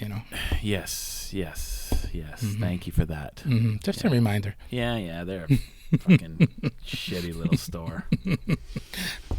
But they had it tough too, I guess. Oh, out there. Oh, worse than I don't even know if the store got ransacked. Yeah, I don't know. Mm-hmm. What city are they in? Chicago. Oh yeah, could be bad. Mm-hmm. Could be bad. So don't know. Yeah. Yeah, I mean, yeah. Everyone in retail's had it. Had it tough. So. Mm-hmm. So the good news, so it's like, we're able to kind of go out now. Mm-hmm. It's not normal. Like I was at the gym today, and it's not my gym. It's another gym that I go to. Mm-hmm. And, they only allowed, I don't know, I think it's 25 people in at the time. Oh, yeah. And it's kind of weird. And you go in. You to an hour, right? An hour and a half. Hour and a half, okay. And, you have to wash everything and then work out and then wash everything again. And then you're, this social distancing and go to another station, wash it, work out, wash it again. Oh, God. It's kind of like, geez. Yeah. Yeah. But, I mean, obviously we have to do that. I mean, honestly, you don't really need to wipe the stations down like that as long as you keep your hands away from your mouth. Correct. But I mean, I would rather have their face and I would rather have the gym open or something open. And you have to do that than saying we're closed. Yeah. No, for sure. Mm-hmm. So you left the RCMP. You got into a car accident that affected your mental health. Yeah. And then I've been retired ever since. Oh, and you retired? Yeah, okay. I'm retired. You didn't know I was retired? I knew.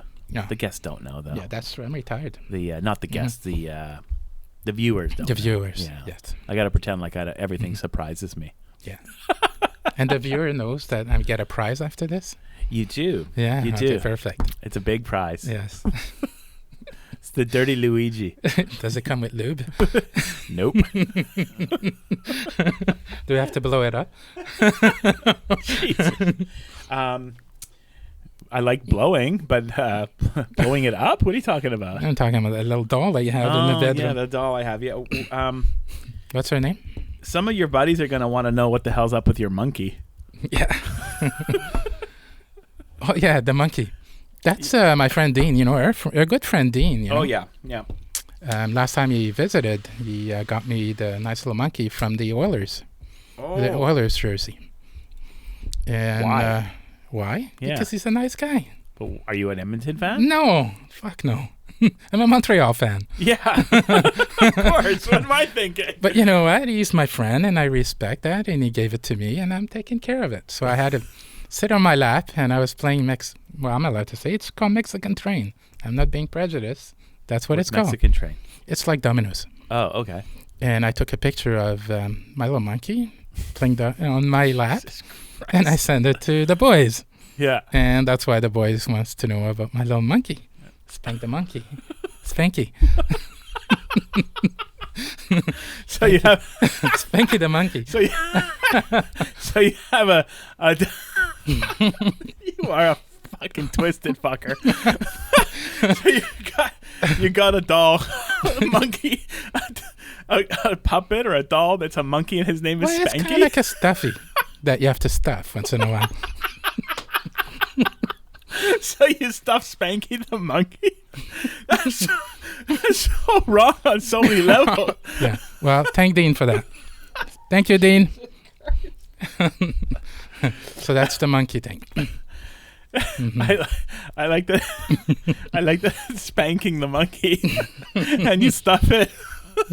Jesus Christ. Why was it that or a turkey? I don't think the Oilers have a turkey. Do they have a turkey? They should. Oh, fuck Al. So that's the story on the monkey. Now you're sorry you asked. No, I'm not sorry I asked at all, but I still don't actually get it. But anyway, yeah, Dean's a nice guy and all, but he buys you a fucking monkey? Well, with the Oilers jersey on it. I know, he's making fun of you because of the Oilers, I guess, right? I guess, yeah. I mean, it's, Montreal hasn't been exactly doing so hot lately. No. But neither has Edmonton, so, you know. No. But, I appreciate that, and it was, That's cool. What that the is hell, cool. hey? Yeah. We missed Dean, actually. Yeah. We've got a little cigar group that, and we all get together for smokes once in a while. And Dean was one of our guys, and he moved away to Edmonton. He's in good hands over there. He's got some buddies in a place that he can hang out. He's a trader, all right. I guess he's gonna come back at some point. Does he still buy a lot of cigars from you, like the expensive ones? No. What a jerk. I know. Yeah. Maybe I'll have to do something to spank you when I get home. Yeah. You gonna Spanky the monkey? Bad monkey. When the monkey goes, "You touch me here." Yeah. I mean, it's probably okay. He's just a monkey, so yeah. You fucking Monkey don't tell. That's why they have the monkey like that. That's right. Your monkey's seen lots of evil, but he doesn't speak no evil, right? He speaks in tongues. Yeah. Jesus Christ. It's my favorite women speak in tongues. Oh shit! And I'm twisted. Yeah, it's good. It's fun though. I know you and I have this. We make fun of each other a lot, and about inappropriate shit. But it's fun. We always have a good time. Yeah, it's about friendship and brotherhood. And, yeah. So yeah, for sure. How did we meet? We met at the cigar store, right? But how did that happen? I don't remember. Here we go. I used to smoke a cigar maybe 2 a year. And to make a funny story on that is my aunt caught me smoking when I was 14. And she bought me a cigar. Right? I mean, I'm French Canadian. French Canadian smoking. Oh my gosh. Yeah, it's seriously? normal, right? Yeah. So my aunt got a little choke at me and she bought me a cigar. So you go because you started smoking cigarettes? Yes. And she caught you. Yeah. Okay. So she buys me the cigar, and I'm smoking the cigar, and I'm liking it. So then she got even more pissed. But anyway, I remember being in a service, and you travel quite a bit, and I remember having cigars, right? Just 1 or 2. And then in 2010, I ended up getting cancer, testicular cancer. Not because of smoking or anything, but and to get to my story, I think... my wife now, Kim, took me to Cuba in, I want to say, 2012, 2013. I can't remember now. My memory is not that good. I'm retired. Time doesn't matter. It doesn't matter. Time just goes, right? Yeah. And go to Cuba, start smoking cigar. Met some people there from Winnipeg. We start talking about cigars. You know what it's like when people's Canadian, or it doesn't matter who you are, you get together, you have a smoke, right? So they're try this, try that. Next thing I know, I'm smoking. So after I'm done all my cheap Cubans that I brought back from Cuba, I went to your store. Oh, you just happened to wander into the store? Well, I went to your store before when it wasn't you there. That wasn't my store. Yeah, I used to buy maybe 1 or 2, but nothing like what I'm doing now. And we got to talk to your staff. I got talking to you, and one day I was asked to come to an event that you have after work. Oh, okay. And that's how you and I kind of got talking about. Oh, so it was an event. It was an event. Yeah. And and that's how. That's how you got into. That's how I got into the group, I guess. Right. Right. That's funny. Like, there's been so many people and so many events, and I don't really have a recollection of that, but that's cool. Yeah. It was actually, it's kind of fun because, like you said, the group is different people, we've got We got everybody. we've got everybody in there. I mean, seriously. And it's about a bunch of guys that sit down and don't care. And sometimes we joke about each other, but it's done in a way where we're all brothers and sisters, and it's not hurtful, right? Yeah. Well, there's no sisters in our group, but well, maybe. Yeah. We never know. But there was, kind of, for a while. Yeah. Well, we had a brother that became a sister. We did. We did. Yeah. So, and anyway, but yeah, I mean, she doesn't come around anymore, though. No. I rarely see Renee. No, that's too bad. Yeah. Yeah. I don't know. I think just she's busy. But I mean, when you think about it, for our age group and for people that we meet and we talk, and it's kind of, I feel privileged to be part of that group. Yeah, it's a good group. Right? We have good times, and, we have some of our members right now that are, their wife aren't doing so good, but we're all there for each other. Yeah. Right? So it's a family. Yeah. Yeah, it's nice to have that kind of camaraderie. A lot of guys, a lot of men. I can only speak for men because, I don't know what if it's the same with ladies or not. But a lot of men don't have a group of guys that they get together with and talk about anything. Right. Like they just don't talk. Like guys don't talk. But the one nice thing about our cigar group is when we get together for a smoke, like you said, we've got guys from all different walks: fire, ambulance, finance, civil servants. Yeah. Guy like me, retail. Guy like you, policing. Rich guy, poor guy. Doesn't matter. Business owners. The one bond is cigars, and when we get together, we can talk about anything. Yeah. And it's like we've created like a safe space for the group. You can come in there and you can talk about the fight you had with your wife, or you can talk dishwashers. About yeah, whatever. Hey guys, does anyone have this I'm looking for, or I need that help with this, or we just talk about politics, or we talk about current events, or we talk about cars, or nothing. And no one will ever say, I know that you're an asshole, or you're stupid, or I know that some of your lady viewers are probably saying, "What, guys do talk?" But yeah, we do talk. We don't always talk, but sometimes, yeah, I know. We sometimes do. Yeah, and it's not all about girls. It's about. We never talk about sex. No, that is absolutely nothing we talk about. I mean, sometimes we'll make some jokes, you and I especially. It's not. It's tasteful. It's not nothing bad. Yeah. Yeah. No, it's very respectful. I like our group. Yeah.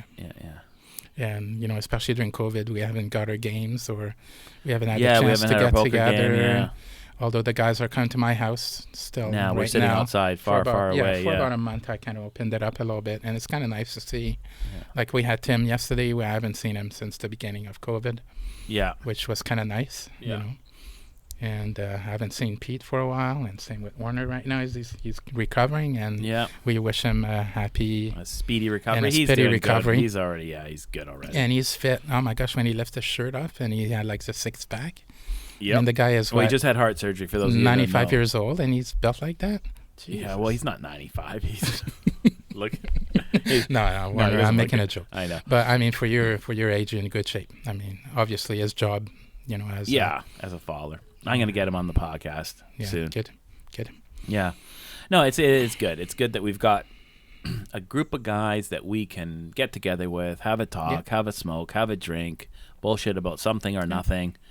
Yeah, it's nice. A lot of guys don't have that, and I feel bad for them, If that's why it pisses me off when there's so much anti-smoking, anti-cigar, anti-everything. People don't get it. They don't understand what we've got. Right.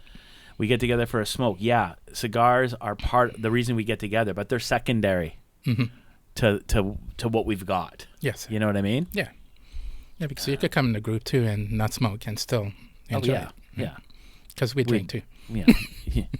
We'd all make fun of you, but that's besides the point. Yeah, right. But that's par for the course. Yes. Yeah, and it's funny too. Like I found especially since I've been smoking, I was at Big Smoke in Vegas. right? So I'm sitting outside by myself. No, actually, maybe my friend was with me, but he doesn't smoke that much. And, I'm smoking a cigar outside the Caesar. And next thing you know, somebody shows up, and it's a policeman from California. And then a nurse from somewhere else showed up. And, next thing you know, there's 15 of us outside smoking a cigar. And that's the good thing about That's cool. Yeah. cigar. And I kind of thought that was cool, right? Because, as a tourist to start with, and you're sitting down, and, what else would bring other people like that to sit down? I know it was, a big smoke weekend. Obviously, there's going to be a lot of cigar smokers in town, but I've seen it too, like where you start talking to somebody and say, "Hey, I smoke cigars," or yeah, right. it's and a common bond. Yeah, and that it's kind of like, but then on the other end, it's kind of like a dirty thing that people don't talk about, right? Yeah. Right. Right. Yeah. To me, that's what it feels like, right? Yeah. Like I found out you smoke. Yeah. Oh wow. Yeah. Right. I know. I was at just a few years ago. I was taking my kid to martial arts, and the lady there, I said something to the effect of having a cigar, and she goes, "You smoke?" Mm-hmm. She goes, "You don't look like a smoker." Yeah. And I'm like, "What the fuck does a smoker look like?" Yeah, exactly. Like, that's what I'm thinking, right? Like, that's like, Maybe it's like a hole in your throat. Yeah, you don't look like a smoker. I'm like, well, I smoke a few cigars a week. Yeah. Like, It's it's not like I'm killing babies or not something. only that, but if you want smoke, I could sell them to you. Yeah, exactly.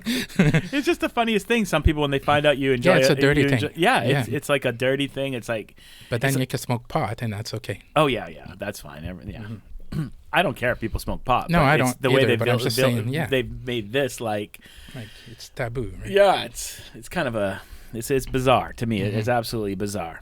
I agree. I've got some cigar, like I've got 2 locations, right? I've got some customers that only go to my Royal Oak store because they don't want to be seen downtown where it's busy and someone could see them coming into the smoke shop buying tobacco. Can you believe that shit? To me, I would have thought because of parking, but Well, there's lots of parking downtown now. there is. Oh yeah, Yes. there's lots. But Yeah. yeah, isn't that funny though? Like you literally a closet smoker. Yeah, there's no need for that. No. Get out there. Yeah. Get some friends. Have a cigar. That's perfect. We need that, Yeah. right? Especially now when you've been in the house for 3 months, right? And you want to get out. You want to do something. Call a buddy. Yeah. Make sure you do what you need to do. 6 feet apart. Are we 6 feet apart? Yeah, Not we're quite. almost. We like got this. 5 It's all. feet. This is catching all the spit Yeah. right there. Yeah, but I've already gave you a kiss and a hug before we started this. Well, We're all at least good. you didn't give me tongue this time. No, so. no tongue. No. Yeah. It's COVID. I know. Sorry. That's why during COVID I've only been 69ing. You got to keep 6 feet apart. I'm only 5'10" or 5'8", but it's a start, right? Yeah, it is. Very. It's good. You have to take it seriously, right? Exactly. Yeah. Now, do you wear the sheet over your face or no? No. No mask? Oh, you don't need a mask. Well, you're going diving. Sometimes divers have masks. I got a nose snorkel. Oh, yeah. It goes up over the top of my head so that yeah. I can breathe. Oh, good. Yeah. My wife's going to love this. Did you buy that on Amazon? I invented it. Okay, I should look it up.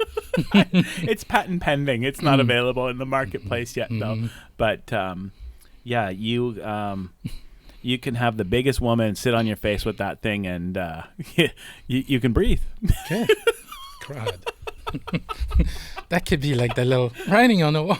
You could have the biggest woman, and you still could breathe. Oh, jeez. No pussy too big. No woman too heavy. The no snorkel. Well, that'd be a way to go, though, right? It's suffocated to death from your old lady sitting on your face. That'd be kind of embarrassing when all your buddies are there and talking. Do you know how he died? Asphyxiated by a vagina. Well, this conversation's going to shit fast. It's not my fault. But I love it. Yeah, that's right. I'm surprised you haven't asked me the last time I had anal sex, and I was gonna say, not for a while. Last time my bum was hurting too much. Yes, that's what I was asking. Everyone, you say anal. Everyone's got his image, but it's like, wait a second. Were you at church? Church is closed, man. I haven't been molested in like 2.5 months since COVID. Yeah, Can't go to church. I know. And again, I'm sure people are going to be not happy about this comment. Oh, no. They're going to hear this and be like, what the fuck are those two guys? These guys, what are they smoking? Are they sure you're smoking cigars? Yeah, not just smoking tobacco. mushroom? It's just tobacco. This is just coffee. Mm-hmm. Yeah. But yeah, you're right.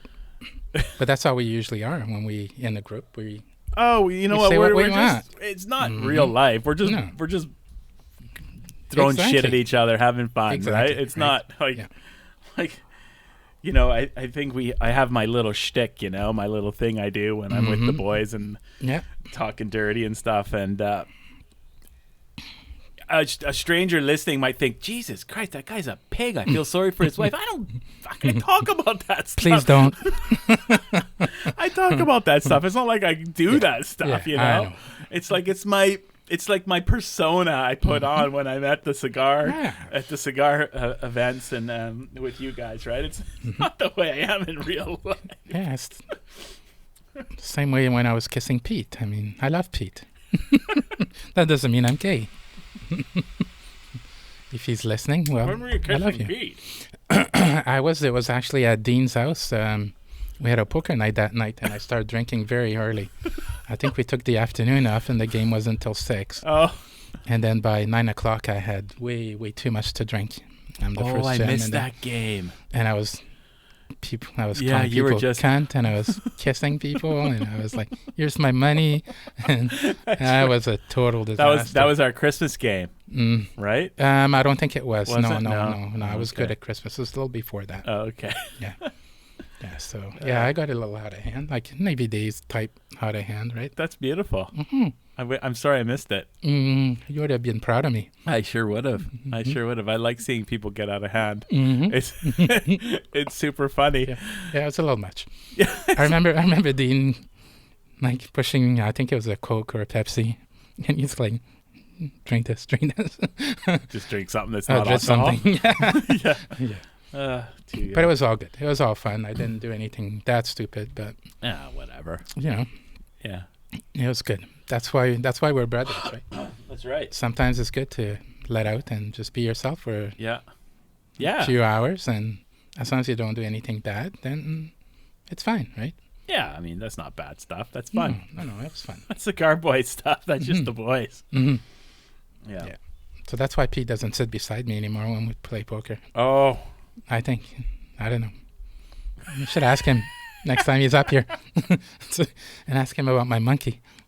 Oh, God. Nobody wants to see your monkey. Yeah. No blue light. Oh, my God. Oh, too good. Too good, Al. Yeah. So, what about you? What about me? This isn't about me. No, I know it's not, but let's talk about your store for a minute and how COVID... Oh, sure. I mean, I've talked about it on some other podcasts because I know you don't listen to my podcast. Well, who's got time? Yeah, being retired, you're busier now than you were when you were working, probably. And it's true. Yes, it is. Yeah. No, stores are good. Stores are good. My businesses are good. Everything's downtown good. Is picking up. Downtown, we're only open 5 days a week right now. We're doing door service, but people are coming on those 5 days. We're probably we're down. We're down because first of all, we're closed 2 days, so 0 sales on those 2 days. We used to be open 7 days a week. And on the 5 days that we're open, we're probably about 80% now of normal sales. So pretty good. Like, so people are coming, they're shopping. There's more people downtown, more businesses are opening. There's lots of stuff that's still closed though, and lots of companies with reduced hours. But yeah, it's good. So the cruise ship for you, does that affect you at all? No, that's not going to affect me very much. No. The way the cruise ships will affect me is they'll affect other businesses, and those staff were my customers. Okay. You know what I mean? Like, so it's going to be a trickle-down effect for me. Like, the cruise ship business doesn't really directly benefit me. A little bit, but not as much. It's the restaurants, it's the bartenders, the servers, the hosts, the managers, those people that are in the community working that come and shop at my store. So if there's less people working in Victoria, Right. that's going to affect me, you know. With the government, some of the government still working from home, that affects me because you just have less people downtown, right? Yeah. Do you have little shops, other places? Like I was in Souk by the 17 Mile, and they're selling cigars in there. Are those yours? Yeah, or- yeah, those are mine. yours? No, well, they're not mine; they're theirs. But Yeah. I've got a small wholesale business too, so that's been doing okay. Okay. The wholesale side of the company's been doing good, and both retail stores are doing good. Like the Royal Oak stores did really great through COVID. We took a bunch of social distancing measures up there. We've got plastic, a big piece of plexi at the counter, so we're protected, and one person in at a time, and one-way traffic, and all, Yeah. you know. So it worked, and Yeah, you got to do what you have to do. yeah, Right? yeah, I and it was guess- fine. You know what? Everyone understood, and it's yeah, I not think- ideal, but yeah, it's been fine. Yeah. I'm one of the lucky ones. Yeah, that's what- Tobacco is almost an essential product. It's almost like groceries to a lot of people, you know, Yes. like beer or alcohol. You of know, course. people aren't gonna stop drinking. I guess. I mean, I guess they could, but I think they'll probably drink more during COVID. Yeah. I know I have. yeah, we've Like or that. actually the liquor store has been very busy, much busier, and the cigar store has been busy too. So we've been good. We've been good. I actually, even though we were closed for basically 2 months downtown, we're still You're okay. still managing. Yeah, we're still managing okay. The biggest thing right now that consumers are going to have to understand, I think, with all businesses is there's supply chain problems. So we are out of a lot of product, and it's not because we're not ordering it. It's because our suppliers don't have it. And it's not like our suppliers didn't order it. Everyone's ordering everything. We all know what we need. Well, you see that when you go in the grocery store. You know, There the just isn't flours, available, the yeah. sugar, Anything coming out of toilet Europe. paper, and yeah, whatever yeah. else that you need. We're getting a Right. shipment from Nicaragua. It's on a boat. Like usually they air, That's Air right. all There's that no, stuff. There's no flights, though. Yeah, that's right. right? So there's no flights. There's no flights coming out of Europe. So shipping has gotten more expensive and a lot slower. So the good thing on that, by the time you get your cigars, they'll be well aged. Yeah, right. Dry. 5 years later. Yeah. Oops. In a canoe. Sorry. Hey, that's okay. I can edit that out. You don't have to. No, that dunk. I just did. No. We'll see what it sounds like. Yeah, sorry. Yeah, it's okay. It doesn't matter. But yeah, no, I mean, and again, as people, we get used to that. I mean, I even catch myself now, like even going to a store where, you know, usually you'd be in the line or whatever, and you see other people, and it's like you got in that mind now that 6 feet, right? Whereas Yeah. when you first started, it was like, you know, people were like right behind you, right? It kind of, so we adapt to whatever is needed, and I think that we'll get through this. Yeah. I hated time. those close standards anyway. You know, people that get too close to behind you. Yes. I hate that. Yes. The 6 feet's nice. Yeah. Stay away a bit. And it teaches people to have a little more patience as well, right? Yeah. Yeah, and I think like we've got some plexiglass up at the downtown store, you know, or at the Royal Oak store. And you know, it's amazing. Like I wash that thing off every week or so, and the amount of spit it is, wow. dude, Wow. it's brutal. Like the amount of droplets all over that thing is unreal. Wow. So like and the one downtown too, because we got the door service downtown, so we got the big piece of glass up at the door, and I got to Windex that sucker clean. So that tells you that, That we're tell- doing the right thing. We're doing the right thing. Yeah, So- and those shields are working, and I'm thinking at the Royal Oak store, it's not ideal. I might just keep it up because you know what? Like this, none of us are getting colds. That's a good thing. Right? Like we haven't even had colds this winter because people weren't spitting on us all winter long. Wash your hands, wear the Yeah, mask. wash your hands, and keep that I might just keep the plexiglass up. It's not great because it's like I you think gotta people, kind of have to talk a bit loud. I know, but I think again, people, like I said, I mean, We might they just get used to it. Yes, It's just yes. the thing. Do you think the grocery stores will ever take down those plexiglass? I don't think think so. I think Why for would? safety Yeah. purpose, why not? It's why not not? hurting anything. Yeah, and if it's keeping your staff healthier, less sick days, Yeah, right? Happier staff. I mean, might just keep it there. makes it harder to punch somebody too. Yeah. Like the first time I went to fill up gas in Detroit in 1990, we were right over the bridge. We were like right there, like 8 Mile, and it was an experience. Like the guy at the gas station was behind, like inside a room. You had to scream to hear him, basically, like to talk to him. You had to prepay for your fuel.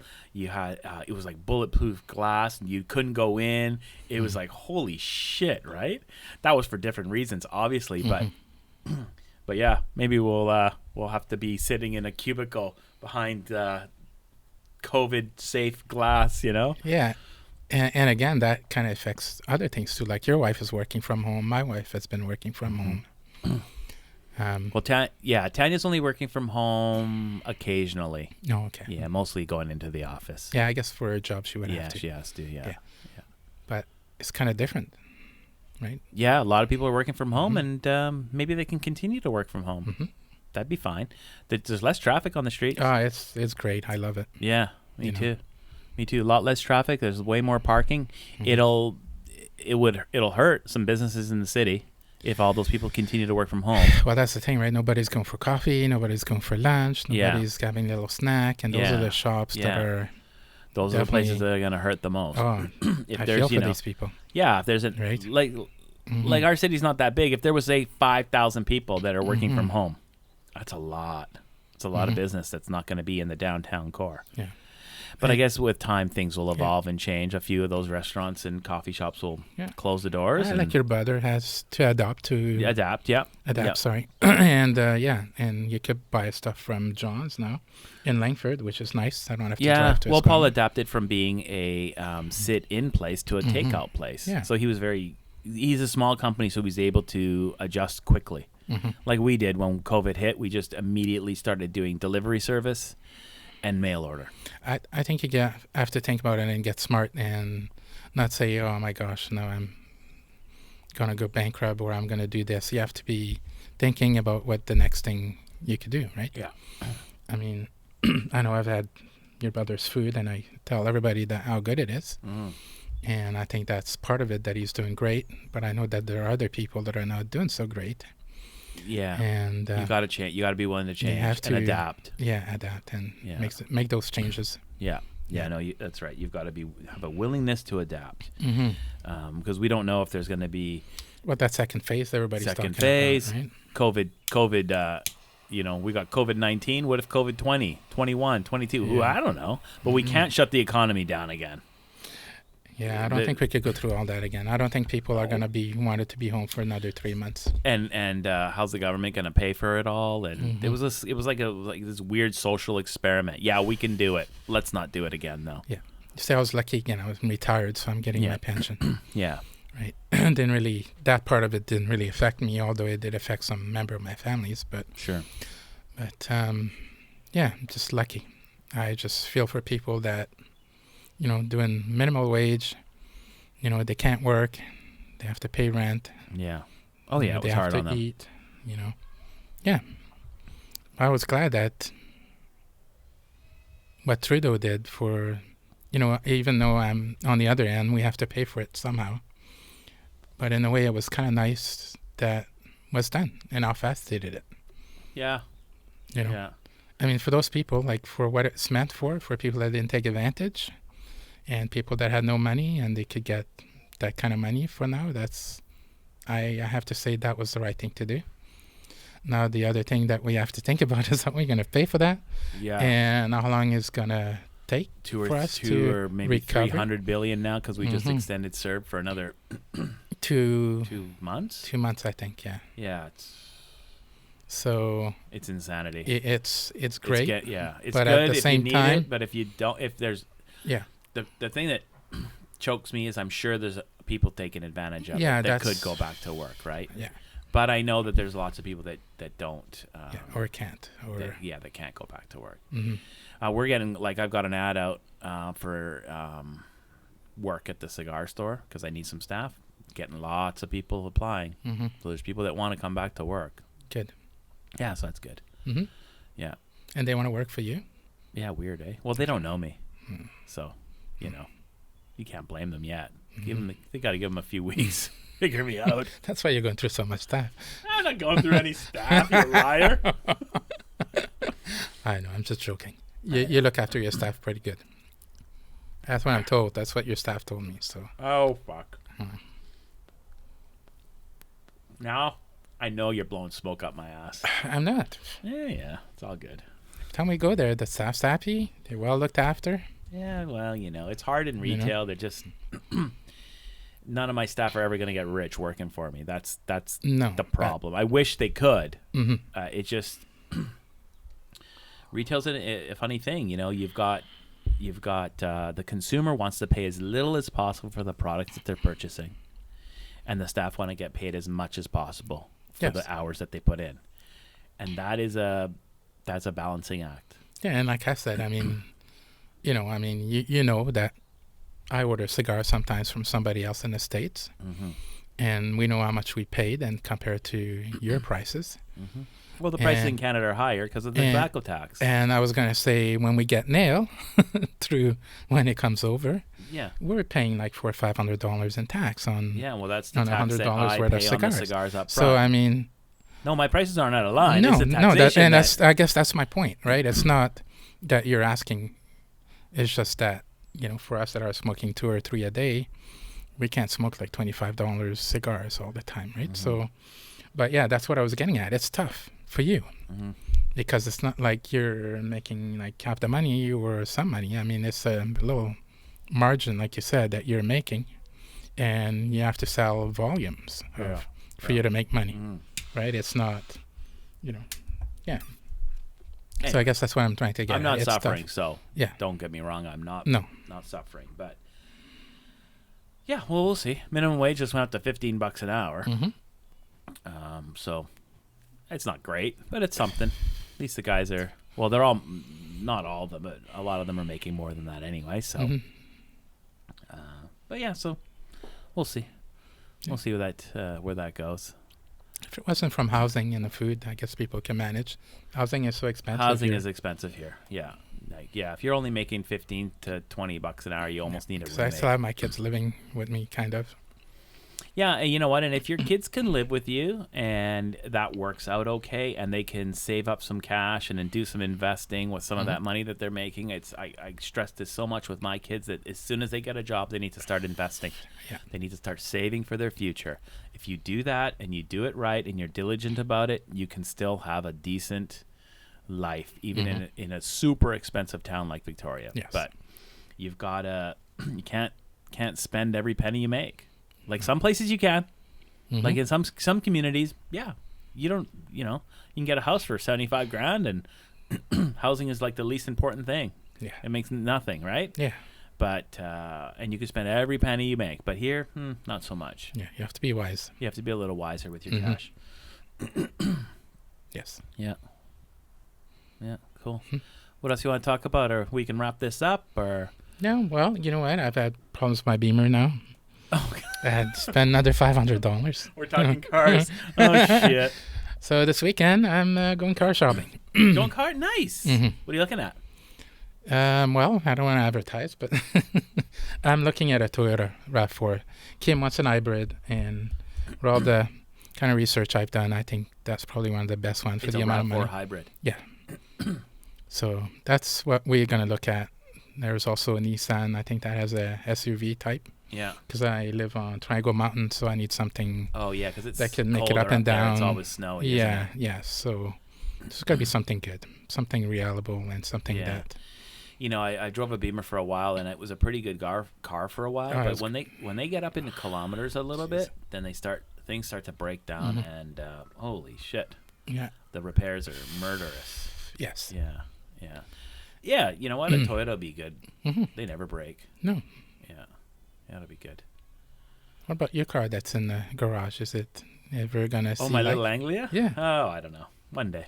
One day. Just talked about that on the last podcast. Oh, jeez. Maybe I should start watching you. I wouldn't be asking the same freaking questions. It's the same shit. Yeah.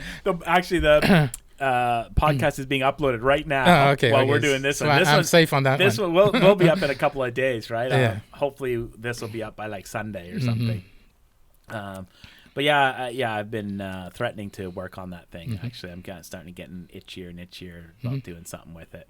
Good. So yeah, I gotta figure out the direction I'm gonna go with it though.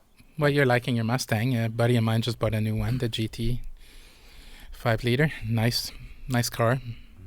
Yeah, mine's a GT. It's fun. Bad fuel economy though. Holy shit. And the back seat in there, you can't It's okay. fit a kid in there. I maybe? can sit in it.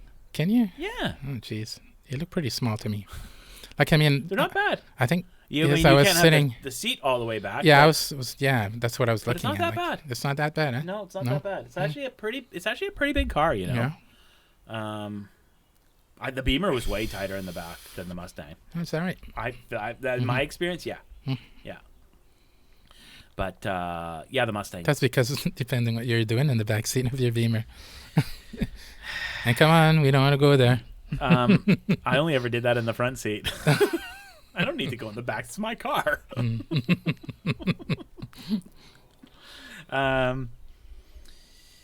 Yeah, so we're gonna do an event soon. Cigars and Cars. I don't have any details yet, but we'll do that soon. A little summer event. Get kind of together. cool. We can socially distance at a beach somewhere. Yes. We're not gonna go to a restaurant this year, or we're just gonna bring our bagged lunch. That's what I'm gonna make everyone do. Bring their own lunch. Good. We're gonna cruise out. I think we'll go to Jordan River maybe. Yeah. Yeah, we haven't been that side of the island for a while. It's kind of nice there. I like it. It is. It's that pretty. little place we go to. Yeah, I like it. We'll find a nice spot out there or something. I got to get the details still, but yeah, we'll do that. And good.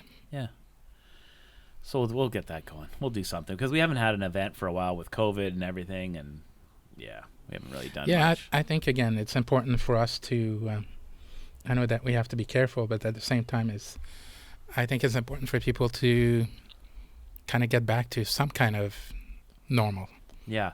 Yeah, like the thing I like to say, and some people say it, is like physically distance, but not socially distance. Like we still need to be apart, but together. I kind of like that. You know what I mean? That makes sense to me. Yeah, like I guess we'd have to see how many people we could have, but if we go to a beach and we're all well away from each other, we're safe, we're happy, we can still talk and have a good time. Yeah. And the event won't be for another month, so. Right. By then, I think the group gathering thing, the numbers will... I don't know what the number is now. Well, I think we haven't had any outbreaks here in Victoria for... on the island, yeah, for like a month now, right? Yeah. Yeah.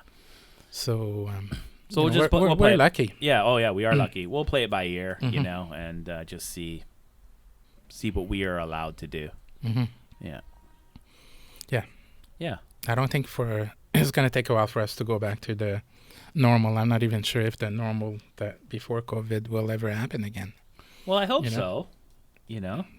It's not a cigarette. Relax. Yeah. That ash will fall off on the floor or the table. Yeah.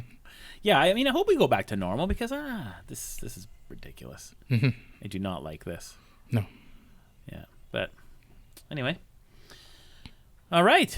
All right. It's a wrap up. That's a wrap, buddy. Okay. Well, it was nice being here. And thanks for having me. Yeah. Thank you for coming out. Yeah, it was a very enjoyable talk. I learned a lot about you, the things I didn't know. Yeah. So now you know. So now I know. So, all your friends and family can watch this and learn all that stuff about you. Exactly. All right, man. and my monkey. Don't spank it too much, okay? Yeah, spank it, poor the little monkey. guy. All right, buddy. All right. Okay. Thank bye. you.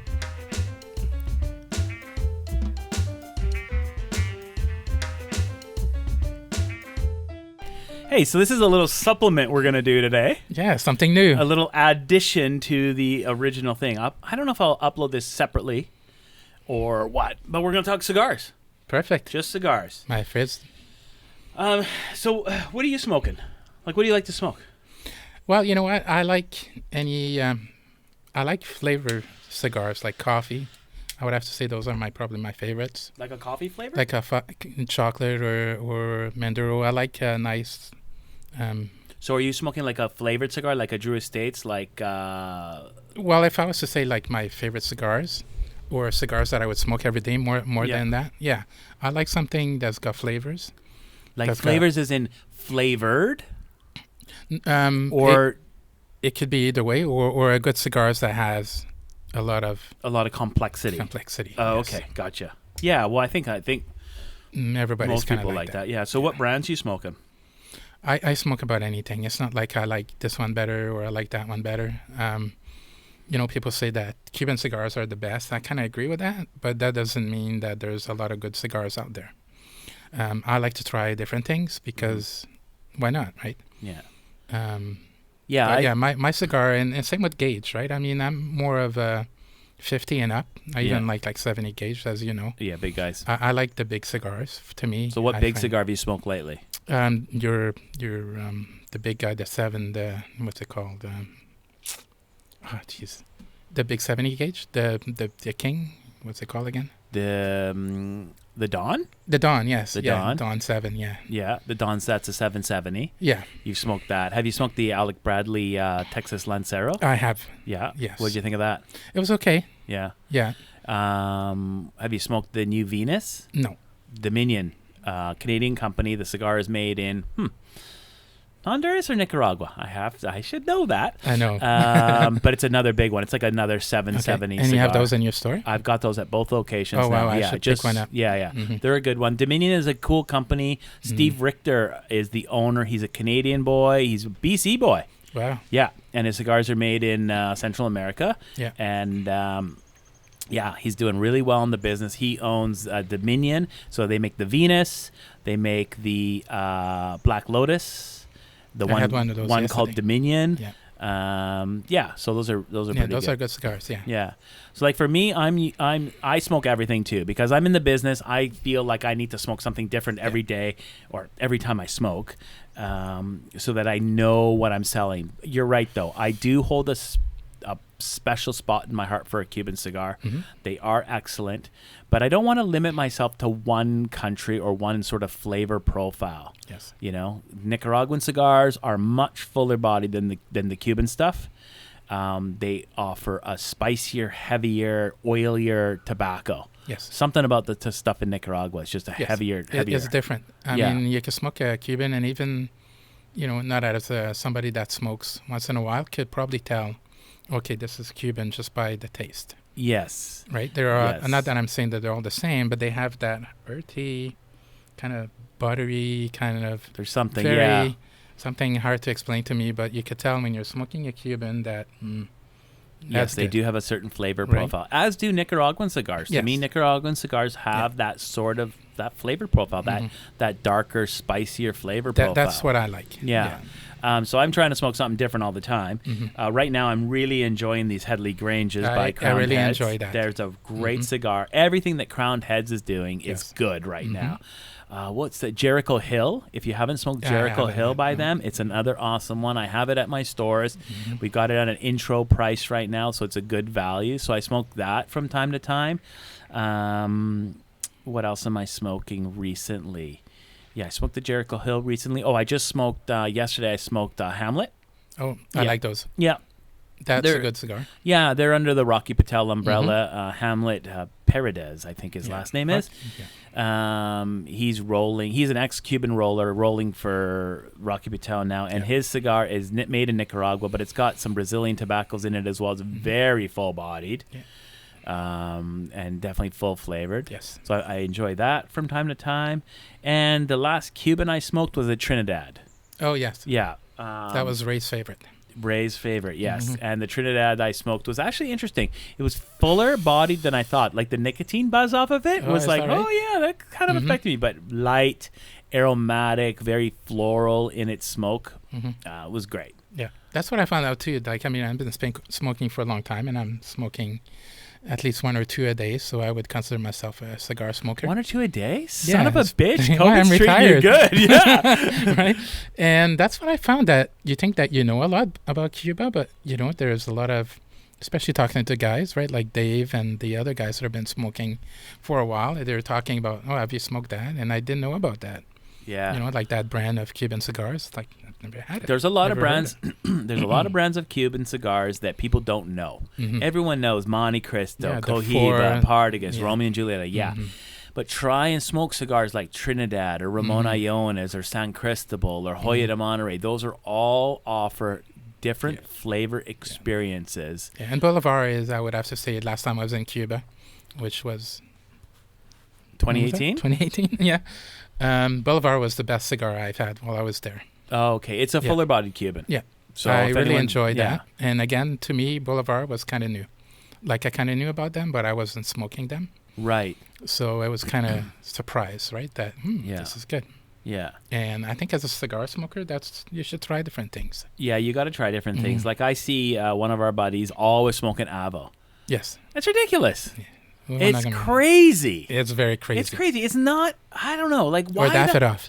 Or Davidoff. Like, I mean, I love Davidoff cigars. Yeah. I sell Davidoff. I've smoked plenty of Davidoff. But why am I always going to smoke this Davidoff Classic or the Avo Nicaraguan? Like, every friggin' day. It's Yeah. too much. You got to It's too smoke much. something different. Yeah. Enjoy these. It's like Open people your make- horizon. And yeah, it's like drinking the same whiskey all the time or Mhm. drinking the same wine all the time. Don't you want to try something different You eventually? do. Yes. Yeah. I mean, not disparaging at our buddy there, but but I'm just not like that. I never smoke the same cigar 2 days in a row. Yeah, I'm never. the same. Never. No. Always trying something different.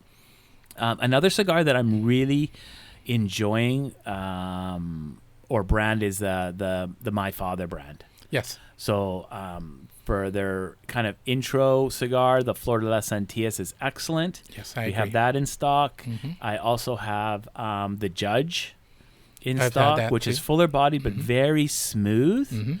And we have the Bijou, which is Oh, I haven't definitely had a full bodied cigar. Mhm. So those have been smoking really well. Mhm. Also, I've been smoking. I definitely smoked a few of those. Yeah, it's kind of because I know that there's a cigar that I would smoke at night, and I'm definitely not going to have it at 10 o'clock in the morning. Yeah. Right. So it's kind of nice to try different things, see what you like. Yeah. Right. Yeah. And I remember the Kentucky Cure. I think it Kentucky was. Fire Cured. Yeah. The KFC. Yeah. So I had that. That was once. Drew Estates, right? Yes. So Yeah. I had that like once. I had it for like 9 o'clock smoke in the morning. Yeah, it didn't go very well. Yeah. But then when after supper, I had it with a nice bourbon, and I like it. I love it. It's another one of my favorites. See, that cigar is almost like an English pipe tobacco. It's got that smoky Yeah. aroma that Latakia tobacco in English blends offers. It's a Yeah. very interesting smoke. It is. And again, it's not for everybody. Nope.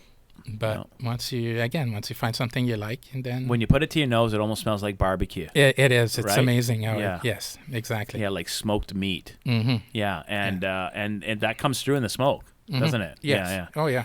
Yeah, Drew is a cool company. They do a lot of interesting things, like their flavored cigar. Yeah. The Acid has been, Mm-hmm. well, it's probably, I think it's the best-selling flavored cigar, Yeah. period. Yeah.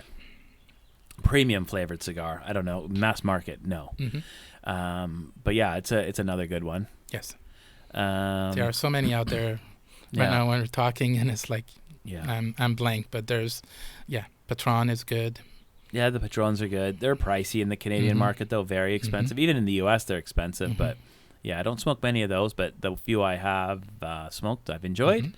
But right now, I have to say that was good. this is probably my favorite cigar currently. It's complex. It's medium to medium full in body, I guess. Complex flavor, a little bit of sweetness, like a baking spice almost sweetness in it. Yeah, it's just a great smoke. I really enjoy the head. Well, the first one I smoked of this was last in the winter, and I couldn't believe it. My distributor sent one to the store, and I was like, oh, give that a try. I had no expectations, and I was blown away. Like, this Headley Grange smokes as good and as complex as most Cuban cigars. Yeah. And do you find sometimes you have a cigar and you don't like it as much, or you don't care for it, and then maybe a year later you pick the same cigar and you smoke it, and it's like, wow, I love Yeah, this. I mean, especially if it's been in your humidor for longer. Like, aging cigars makes a Exactly. difference. That was my point. Yeah. Yeah. Aging cigars changes the cigar. Yes. Does change the cigar. Mhm. Yeah, it changes the smoke. Mhm. I don't know. Maybe a lot of companies are putting cigars out too quick. And if you can buy them and sit them down for a bit, lay them down in your humidor for a while, they will be better. Yes. They will be better. Great. Yeah. But the best smoke, like everybody says, is the smoke you're smoking now. That's right. That's So my favorite keep cigar. up smoking. Yeah. Keep up. Thank you. Yeah. Cheers, man. Yeah, cheers.